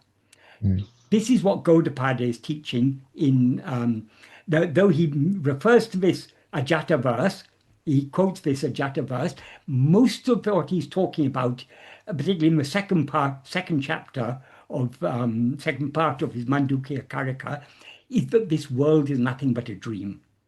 He's pointing out the non-difference of it. This waking state is in essence no different to a dream. That is interpreted in two ways by people. The deeper teaching, which is drishti shrishti, is that what Gaudapada is saying is literally true. This is all just a dream. But what we take now to be the waking state is just a dream. A dream world has no existence independent of our perception of it. It's not that when we fall asleep, we travel like some occultists think you travel, your subtle body goes to some other world and you experience all that. It's not like that. That is the common sense understanding of dream. It's all just a mental fabrication. It's our mind created that world and all the events in it and everything. So the dream world doesn't exist independent of our perception of it. So it is, we can even say it's brought into our existence by our perception. So drishti shrishti, drishti means seeing, literally, but it's used in the sense of broader sense of perception. That is not only seeing with our eyes, but hearing everything, all forms of perception. So drishti, shrishti means creation. So according to drishti shrishti, there's no creation independent of perception. But the world seems to exist because we see it. Only, see it means because we know it in some way. People say, oh, well, what about the Big Bang? I've never seen the Big Bang. No, we haven't seen the Big Bang, but we read in the science book that scientists have done so much research and they've got this idea about the Big Bang. But all this, there's the scientists, the Big Bang, and so many billions of years the universe has existed since the Big Bang, and the fact it's expanding, all these exist where? They exist in our mind. Do they have any existence independent of our mind? So according to drishti shrishti, there's nothing exists independent of our perception of it. This is the standpoint of Bhagavan's teaching. But there's another level of explanation within Advaita, because many people are not willing to accept that all this is just a dream, that this world is no more real. So for them, Shrishti Drishti is taught, but the world is created. We are born into this world, and so we see it. Mm. That is more difficult to reconcile with the fundamental principle of Advaita, that there's one only without a second, and therefore everything is an appearance. If everything is an appearance, there can't be an appearance without it appearing in the view of something. The rope seems to be a snake. To whom does it seem to be a snake? To me. So there has Yeah. to be an eye to see the rope as a snake. But if you want to say that somehow that snake has an independent existence, then you're going far, far away from Advaita. But Hmm. the majority of Advaitins, they're more comfortable with the Shrishti Drishti explanation. And Hmm. there are Advaitic texts that describe creation. Basically, they borrow it from Sankhya. You know Hmm. how in Sankhya you you you begin with the avyakta, the unmanifest. And when it comes into contact with Purusha, first you have Mahat, and then you have ego, and then they give a series, and you get the five elements, and five subtle elements, and five gross elements. It's elaborate. All this is adopted in many Advaitic texts. They take on Hmm. this. But this is a very diluted form of Advaita. Hmm. But this is what the majority of people who call themselves Advaitins, this is what they believe. And Hmm. I've even read professors of philosophy who are internationally renowned experts in Advaita. They will say, no, this Drishti Shrishti, this is an aberration. This isn't real Advaita. Because they don't like the idea. So, Yeah. but Bhagavan, in his core teachings, he's very clearly teaching Drishti Shrishti. For Hmm. example, he says in verse 26 of Ulunapti, he says, if ego comes into being, everything comes into being. Hmm. If ego is not, everything is not. Ego itself is everything. Therefore, investigating what this ego is giving up everything. Hmm. That's very, very radical. Most people who call themselves Advaitins are not ready to accept that. They'll say, Hmm. well, no, he probably didn't mean it exactly like that. He probably meant that when ego comes into existence, then only it comes to know everything. But that everything exists in that's how most people take it. So these people, how they explain away Gaudapada, they say, yes, Gaudapada's right. This world is like a dream in many respects, but it's not the dream of the individual, it's the dream of Brahman. Hmm. So we are all within Brahman's dream. But that is imposing ignorance on Brahman. How, if Brahman is pure awareness, how can it dream anything? Yeah. Right. So it's so Bhagavan has given us a very, very pure and very radical form of Advaita, which is really the essence of Advaita, undiluted. But he also, of course, according to the needs of people, for example, people came to him and said, oh yeah, let me, before I say this, I'll just give a bit more explanation. Sure. According to the Shrishti Drishti form of Advaita, the one that said the world is created before we see it, basically they take on the Sankhya, the Sankhya cosmology, the Sankhya, Hmm. how Sankhya explains the evolution of Prakriti, but with one important difference. In Vedanta, Vedanta accepts God, which is not there in classical Sankhya. So uh, in Gita, there's reference to Sankhya, but actually the Sankhya is a Vedanta-sized form of Sankhya because yeah, God is very central in Gita Hmm. and in all of Vedanta. Even in Advaita, God is accepted.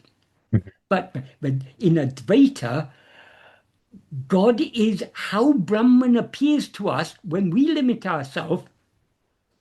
Brahman seems to be something other than ourselves. So that is Brahman as it appears from the perspective of the jiva is what is called God. And God has a function. But according to the Shrishti Drishti, when Brahman becomes associated with Maya, Brahman in association with Maya is Ishvara. And Ishvara creates this, all this Sankhya creation. It's all done by God using his power of Maya. Bhagavan often spoke from that perspective for people for whom that was suited. For example, some people would come to Bhagavan and say, "Oh, Bhagavan, there's so much injustice in the world." One of the injustices that was foremost in people's minds in those times in India was British rule. These foreigners have come and they're ruling over us and they're exploiting our country and siphoning off all the wealth of the country. That's an obvious injustice. So there was a strong nationalist movement, a movement for independence. So in that climate, people often would come to Bhagavan and say, Bhagavan, the world is full of injustice. I want to do something to rectify the world. Or sometimes some people were concerned about the injustices of the caste system. This caste system, we have to get rid of this caste system. So they would come with different, their own political agendas. And they would tell Bhagavan they wanted to do this. And Bhagavan would say, he who has created the world knows how to take care of it. Leave it to him. You sort out your own problem first. So Bhagavan often talked from a Shrishti Drishti perspective when it's suited to the needs of people. Right. So that's why we can't just say Bhagavan taught only Drishti Shrishti. That's his core teaching, but he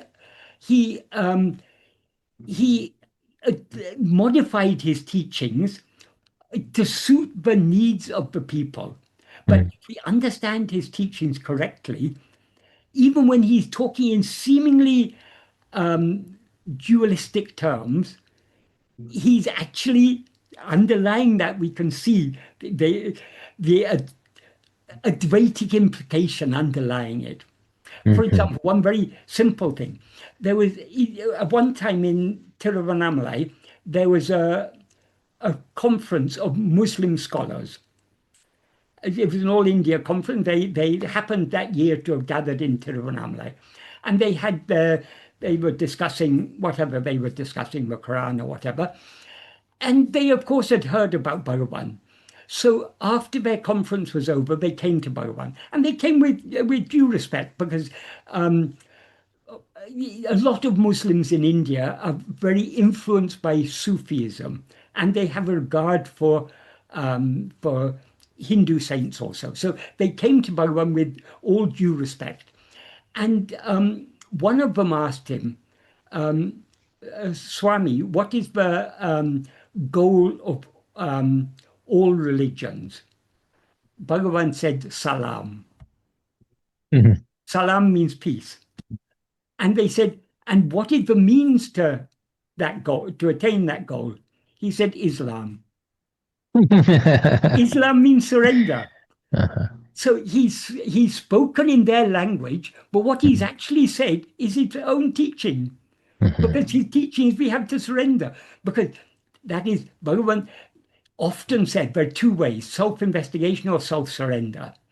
But he also made it clear that actually they're one and the same. Ultimately, we cannot surrender ourselves completely without investigating ourselves. And investigating ourselves itself entails surrendering ourselves, because to the extent to which we turn our attention within, ego subsides back into the source from which it rose. That is surrender. We're surrendering back to our own being, our own reality, what we actually are. So Bhagavan expressed his own teachings, but in the language that was that they could understand. Bhagavan also, he sometimes quoted the Bible. He said, of all the Mahavakyas, the most apt Mahavakya, more than the four Mahavakyas of the Vedas, the Mahavakya in the Old Testament is even more apt. I am that I am. That is, I is nothing but I. So Bhagavan could adapt his teachings. But if you understand him, what he's talking about, he's always talking about the same central thing, but he puts it in a way to make it more comprehensible to people. Yes. Well, we're probably coming near our time. Okay, I don't want can to I keep you say too much longer. can I say the most important thing? Oh, yes. Say as much as you want. Keep the I've best still for got the time. last. So Yeah. I was saying Bhagavan has greatly, well, he presented the essence of Advaita philosophy and practice in an extremely simple and practical manner. Mhm. And the way he presented the philosophy itself, he presented the philosophy in an extremely practical way. So when he talked about ego, he revealed something that, as far as I'm aware, has not been so clearly expressed in any of the ancient texts. That is, what is the nature of ego? In verse that is, he often explained this in various ways, but the essence of it is summarized in verse 25 of Uludunapadu. In that verse, in the last line, he says what the subject is. Uruvatra Peyahande. That means the formless demon ego. Hmm. That is the subject. But so we need to bear that in mind when we go back to the beginning. So ego, when he says ego is formless, it is formless because it's got no form of its own. Hmm. What has no form of its own has no separate existence. Actually, what is formless is Satchit, Hmm. being awareness. There's no form of being. That is, forms seem to have being, at least they, in our view, they seem to have being, but the pure being has no form. Hmm. Pure awareness has no form. Mhm. Now awareness seems to have a form because I, as awareness, identify myself as this body. So this awareness seems to have a head and two legs and two arms and eyes and nose and everything. But actually, that is not awareness. Awareness is that which knows all these things. So when he says it's formless, he's indicating that what it essentially is just Satchit. So it has no separate, as Satchit, it has no separate existence. But he calls it a demon. Why is it a demon? Because when it comes into being, it seems when it has a separate existence, it is demonic in nature. So from the beginning of the verse, he says, grasping form, it comes into being. Mhm. Grasping form, it stands. Grasping and feeding on form, it flourishes abundantly. Leaving form, it grasps form. If seeking, it takes flight.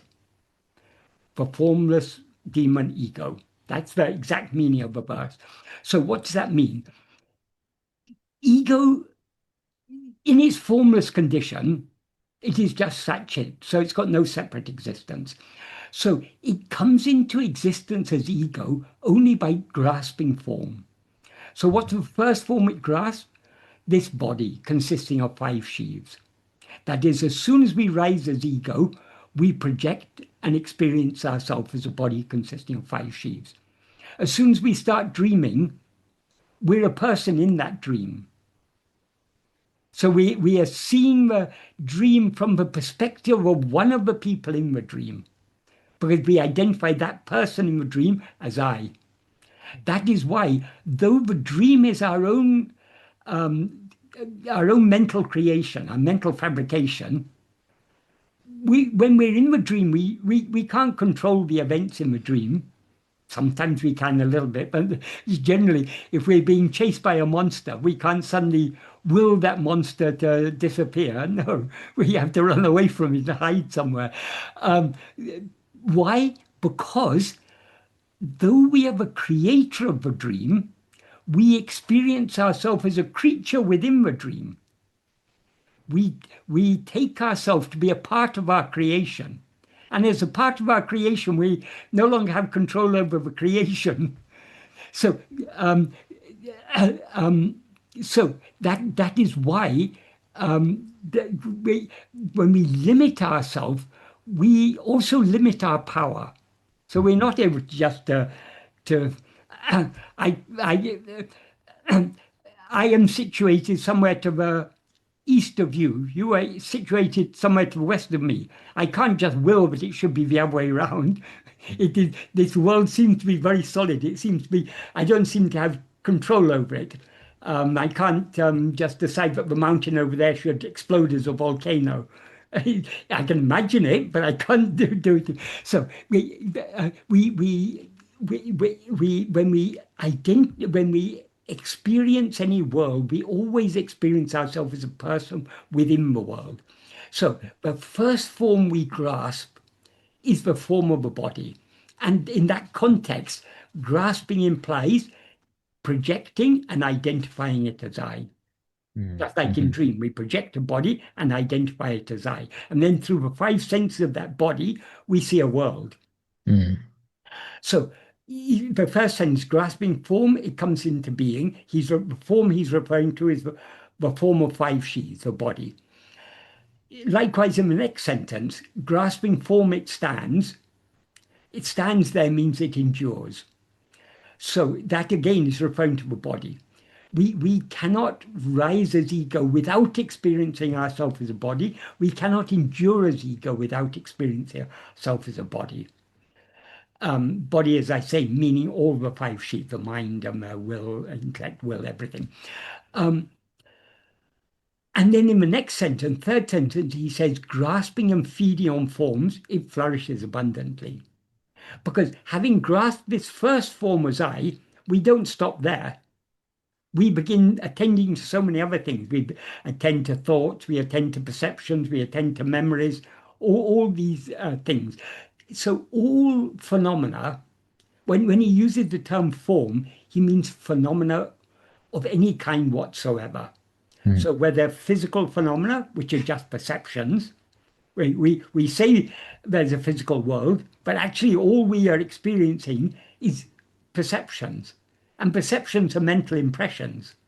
So it's all actually just mental. But the phenomena that we recognize as mental, for thoughts, for feelings, and all these things, they're also forms of different kinds. So the term form is a very broad term referring to a phenomena of any kind whatsoever. Anything that can be distinguished from any other thing is a form. So when he says grasping and feeding on forms, it flourishes abundantly. What he is implying is the food on which ego lives is constantly attending to things other than itself. Because it itself is formless. So whatever forms it attends to are things other than itself. So that is the food on which ego lives. And since ego cannot stand for a moment without grasping form, if it leaves one form, it grasps another form. So he says, uruvittu urupatram, leaving form, it grasps form. That we can understand, that has two implications. Moment to moment, we're going from one thought or one perception to another, to another, to another. We're never letting go of things. We hold on to this and then let go of this and then hold on to the next thing. There's actually a creature that in South India, they particularly appear in rainy season. It's a type of worm. Okay. And how it moves is it's got something to hold on at both ends. So it will hold on to something. If it's walking up a branch, it'll hold on with with this, and then it puts this one up and attaches to a branch up there, and then it lifts this one and attaches, and it sort of has a movement like this. Mm-hmm. So Bhagavan sometimes compared the ego to that. It won't let go of one thing until it's held on to something else. Mm-hmm. So the very nature of ego is grasping form. In other words, attending to things other than itself. That is the food on which it lives. Then the most important sentence in that verse is Tedinal autem pidicum. Tedinal means if seeking. There's no explicit subject, no explicit object. So what does he mean by Tedinal? What he means is if ego seeks to know its own reality, in other words, if it investigates, who am I or what am I, that is what he means by seeking. We're seeking to know what we actually are. Autem pidicum means it will take flight, it will run away. So the significance of that sentence is that so long as we're attending to anything other than ourselves, we are feeding, nourishing ego. Mm-hmm. But if we, instead of attending to other things, if we turn our attention back to ourselves, because we ourselves are formless, we no longer have a support. So ego will begin to subside and eventually will dissolve back into its source. So to the extent to which we attend to ourselves, to our own being, we as ego thereby subside. And if we attend to ourselves keenly enough, we will dissolve back into our being in such a way that we never rise again. Because what happens when we attend to ourselves keenly, let me just say one other thing. There are two defining characteristics of ego. As ego, we are always aware of ourselves as I am this body, whatever the body may be. The body we now experience as I is this body. In dream, it's some other body, but it's always this. The body we experience as I, we always know it as this body. So the nature of ego is always to experience itself as this body, and consequently to know other things. Because as soon as we know ourselves as this body, through the five senses of the body, we know the external world, and through the mind, we know all the thoughts, feelings, perceptions, memories, everything. So it's so when the nature of ego is to know itself as I am this body, and consequently to know other things. Whereas our real nature is pure awareness. The meaning of pure awareness in Advaita is different to the meaning of pure awareness in Sankhya. In Sankhya, pure awareness means mere awareness. So Purusha, they call pure awareness, but it's knowing other things. It knows Prakriti, or at least in the state of bondage. So the aim in Sankhya is to separate the Purusha from the Prakriti, and thereby to remain in a state of Kaivalya, which is a state of oneness or isolation. So coming back to what Bhagavan said, if so long as we're aware of anything other than ourselves, that we're ego. What we really are is pure awareness. In Advaita, pure awareness means awareness that is not aware of anything other than itself. Then only, how is that different than Kaivalya?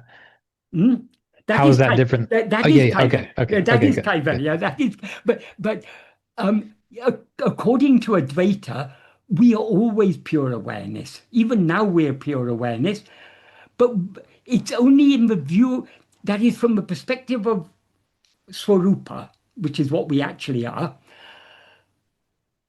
We are always pure awareness, never anything else. So there's never anything other than ourself. It's only from the perspective of ourself as ego, but there seems to be other things. So, but if you listen to people talking about Advaita, there's a lot of confusion about this, because they often talk about pure awareness being the witness. And they Right. take that to mean the pure awareness is knowing the world. That is, Yes. Bhagavan has made it very clear. What knows the world is only ego. There's another verse in Lord Dunapti, verse 4, in which he says, if oneself is a form, the world and God will be likewise. If Mm-hmm. oneself is not a form, who can see their forms and how? Mm-hmm. That is only when we rise as ego and limit ourselves as a form, but we become aware of all these other forms, all the forms that constitute the world, and whatever concept we have of God is a form. Mm-hmm. Even if your concept of God is, oh no, I don't believe in God with form, I believe only in a formless God. That idea itself is a form. That every Right. conception is a form. It's just an idea. Uh-huh. The formless God we talk about is just an idea. So we can't know God as formless until we know ourselves as formless. And when we Just to know jump. our, hmm? Oh, go ahead. Yeah, I when was we going to say, know, just yeah, so you say, just to jump back a minute.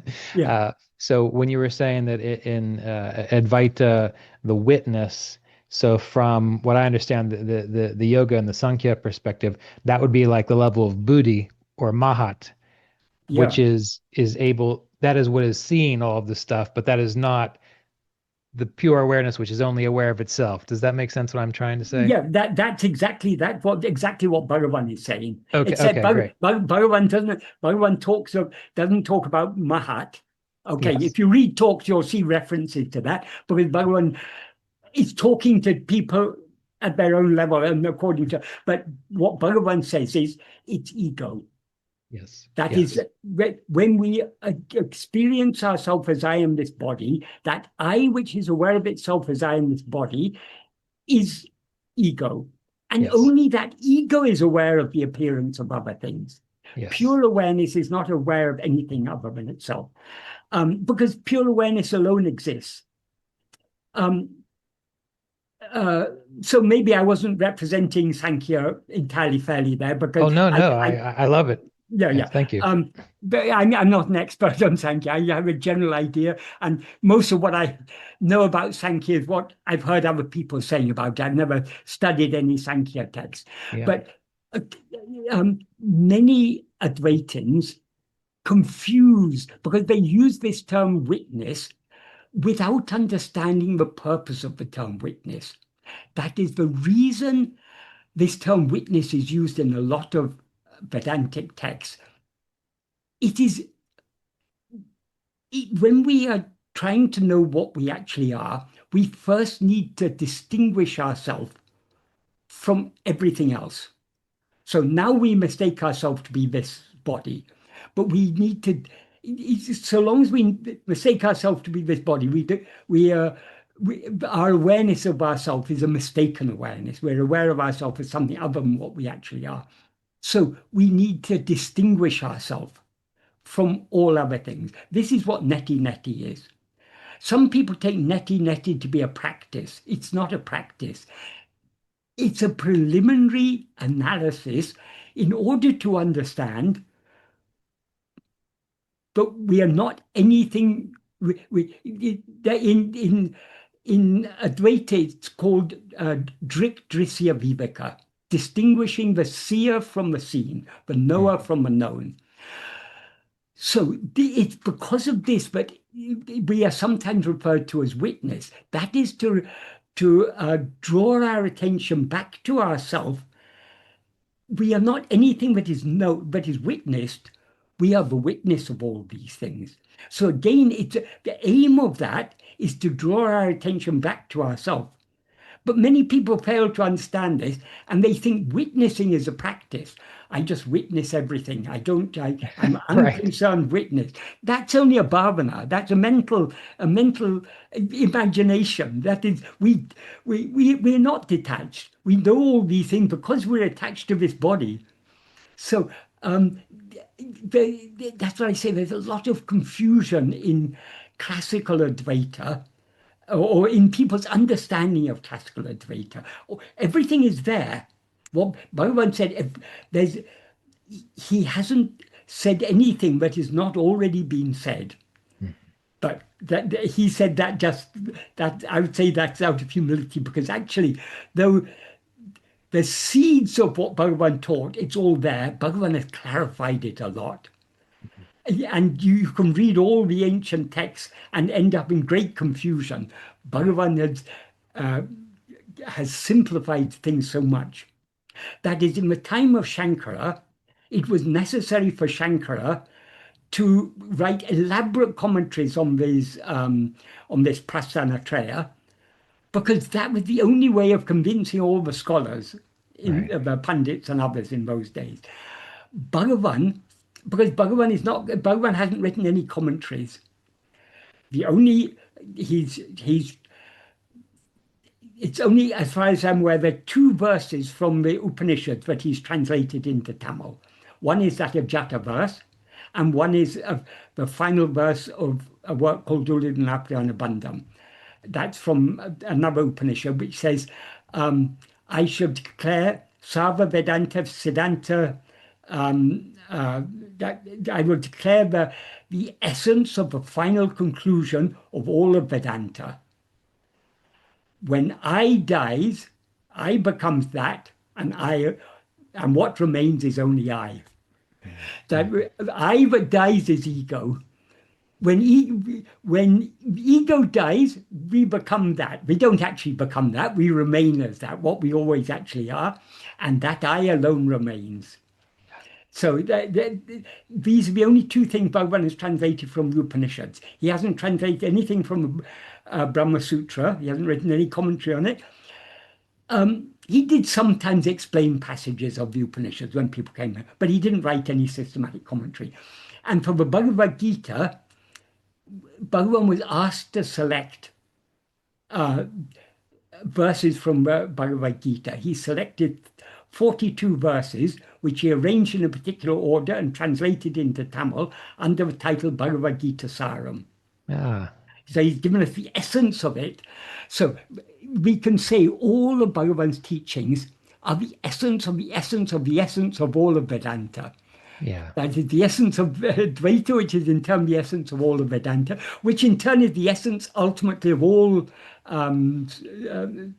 religions, all spiritual things. Is Vedanta is the essence of it, and Bhagavan is the essence of the essence of the essence. So coming back to what he says about ego, other things seem to exist only in the view of ego. So long as we're aware of anything other than ourselves, we who are aware of it are ego.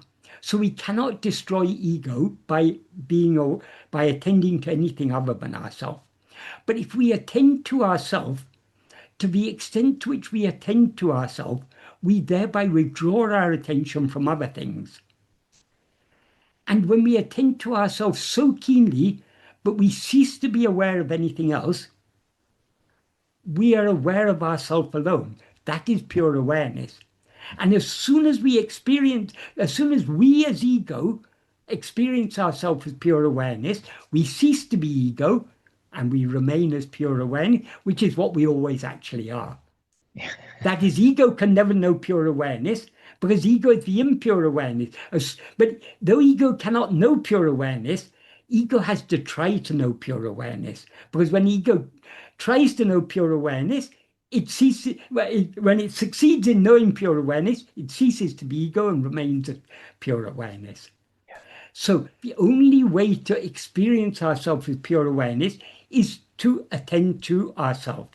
So long as we're attending to anything else, we are nourishing and sustaining ego.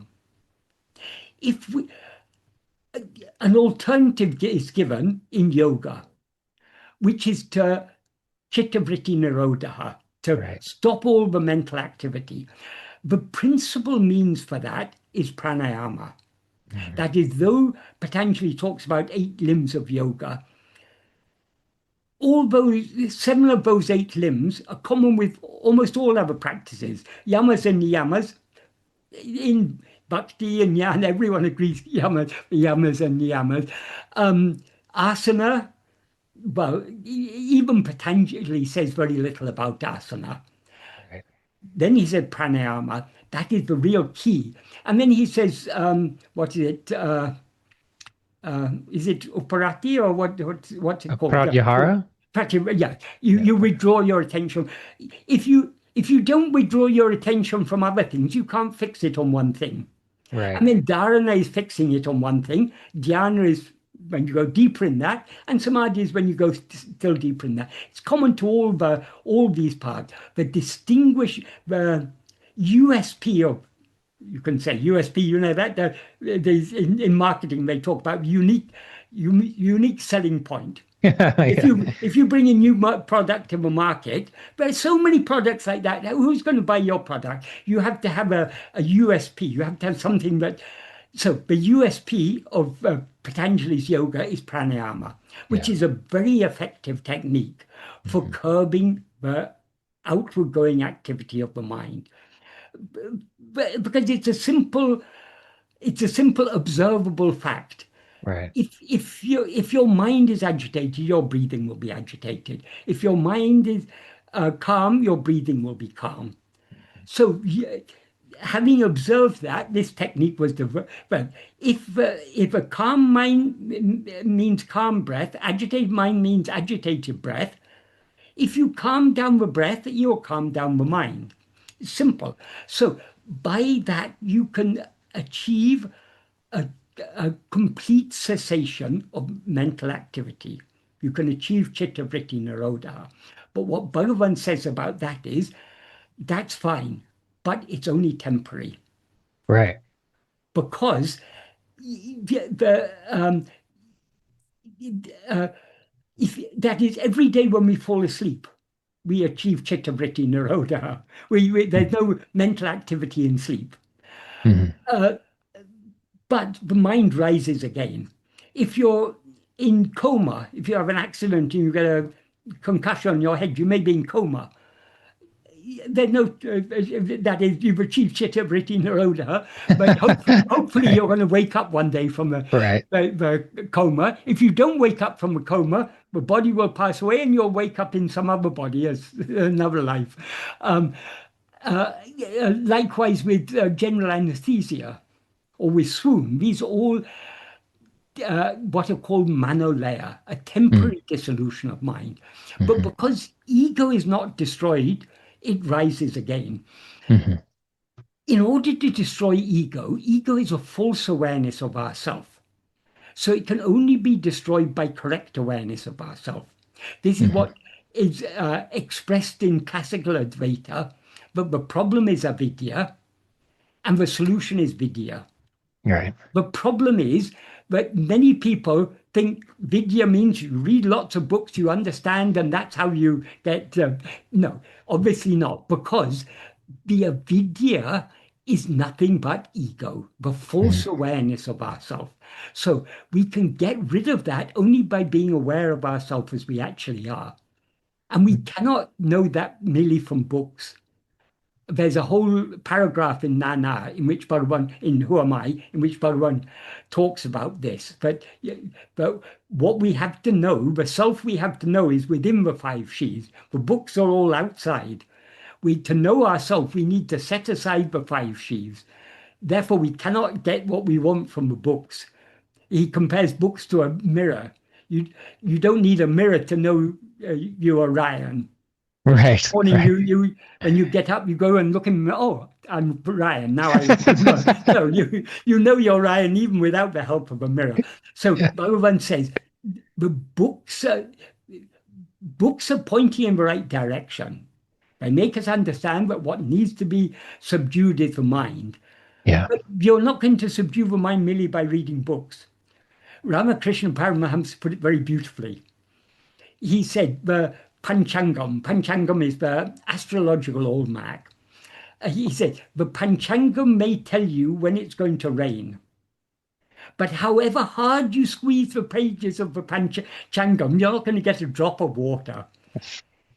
What he meant by that is all these uh, sacred texts, the Upanishads, the Yoga Sutras, the Brahma Sutras, the Bhagavad Gita, the Ulladu, all of Bhagavan's works, any teachings of any sort, they point in the right direction, But you, from the teachings alone, you can't get it. You need to follow the direction given in the teaching. So to know ourselves, we need to look within.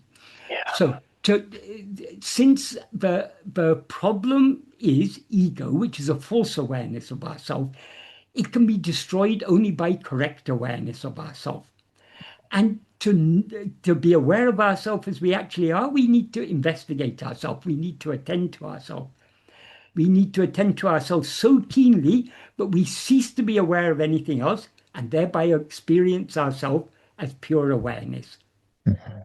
That is the destruction of ego. That is what is called manonasa, the permanent destruction of mind. Or, mind in this case means ego, because ego is the root of the mind. Yeah. That is, when we talk of mind, we often talk of mind as use the term mind as a collective name for all the thoughts. But all those thoughts appear in the view of one thought. The first thought, the ahamvriti, the thought called I, that is ego. So, so long as that ahamvriti is there, other vrittis will be there. We need to put an end to that ahamvriti. And so that ahamvriti, the I thought, the ego, that is the knowing aspect of the mind. That is, we can divide the mind into subject and object. The subject is the first thought I, the objects are all the other thoughts. But even even this ego, this I, is itself a thought. But why? Because though it's got the element of chaitanya in it, of awareness, consciousness, it has conflated itself with a set of adjuncts. So it is not the pure chit, it is chit jada granti. It is the entanglement, the knot formed by the entanglement of chit with jada. In other words, it's a conflation. So we need to know ourselves as that pure awareness, which we always know, because that pure awareness is always shining as I am. So we know that we are. We don't know what we are, because now that pure awareness, in the view of ourself as ego, seems to be mixed and conflated with adjuncts.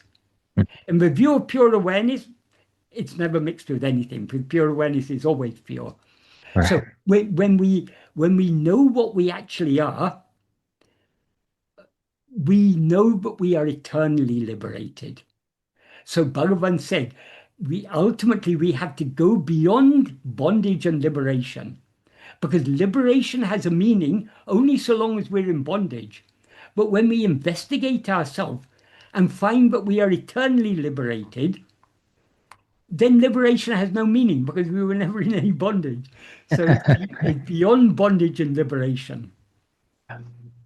Yes. I think that summarizes it. Yes.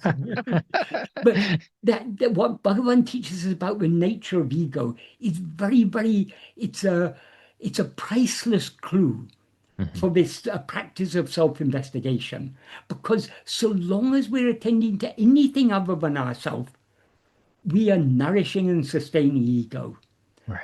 Whereas so in order to dissolve ego in such a way that it never rises again, we need to attend to ourselves so keenly that we cease to be aware of anything else, and thereby become aware of ourselves as the pure awareness that we always actually are. Well, I want to thank you for all of that. Thank you. Thank you so much. Did I give you more than you counted on? Well, no, I didn't know what I was going to get really, but yeah. Well, I talked a lot about other things, but yeah. Because well, the thing is, there's so many things that can be talked about, but I didn't want to leave it without talking about the essence, which is really Yeah. so. The first hour and a half probably was all preliminary, but I think Yeah. we came to the main point at the end.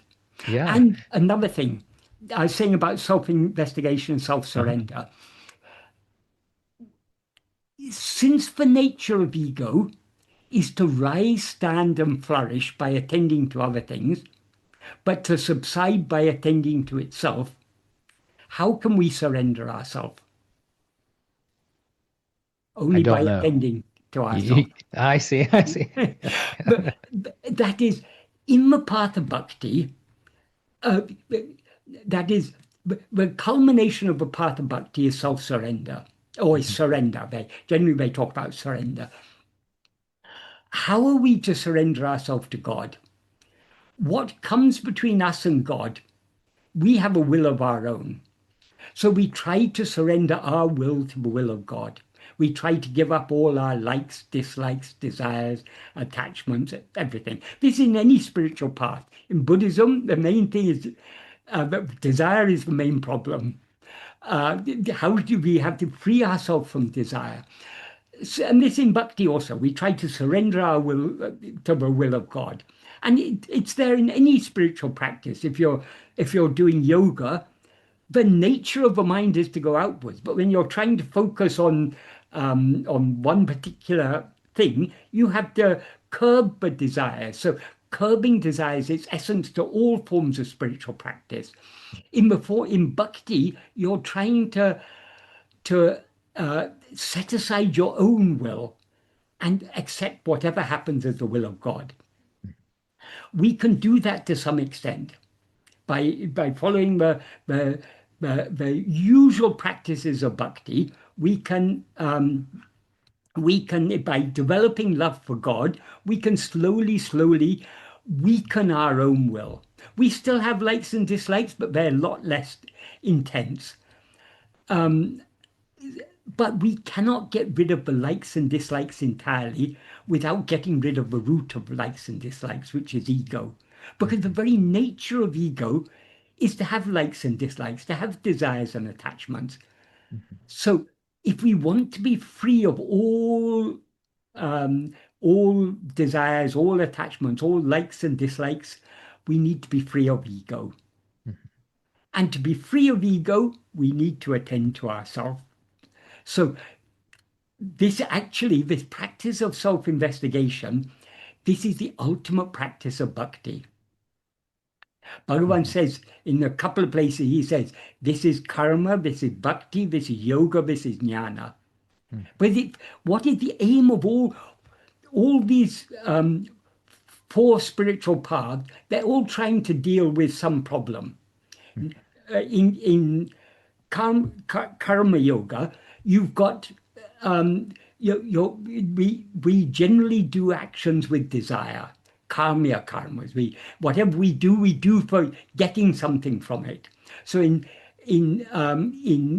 karma yoga, you try to replace the kamya actions with the nishkamya actions.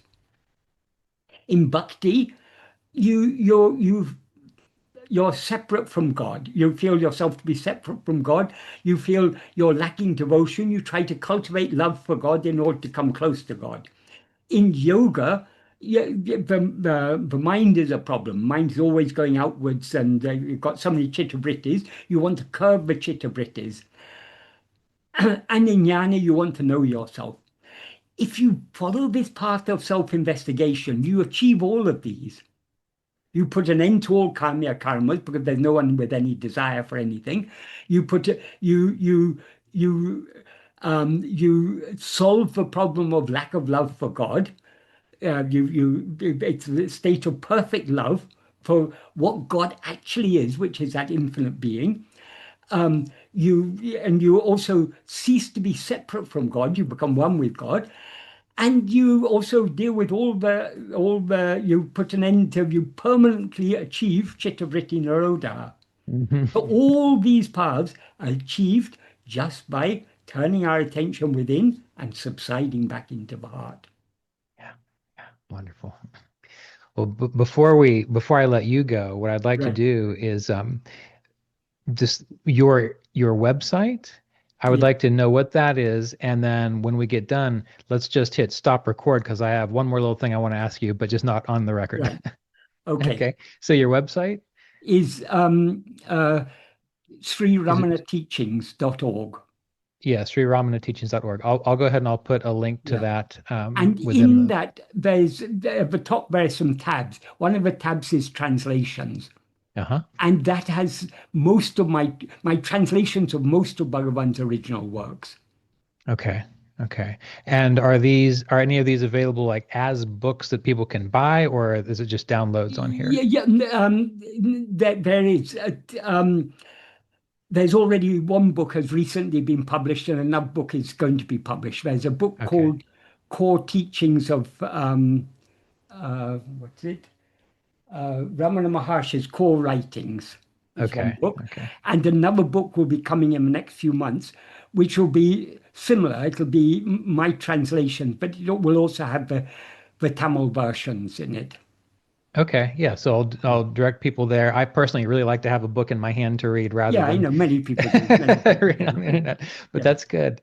All right. Well, thank you for being here, and let's just end the recording, and then we can talk Right. just a little bit longer if you have time. Okay. Yeah. Okay. Thank you, Sure. Michael. Appreciate it. Right.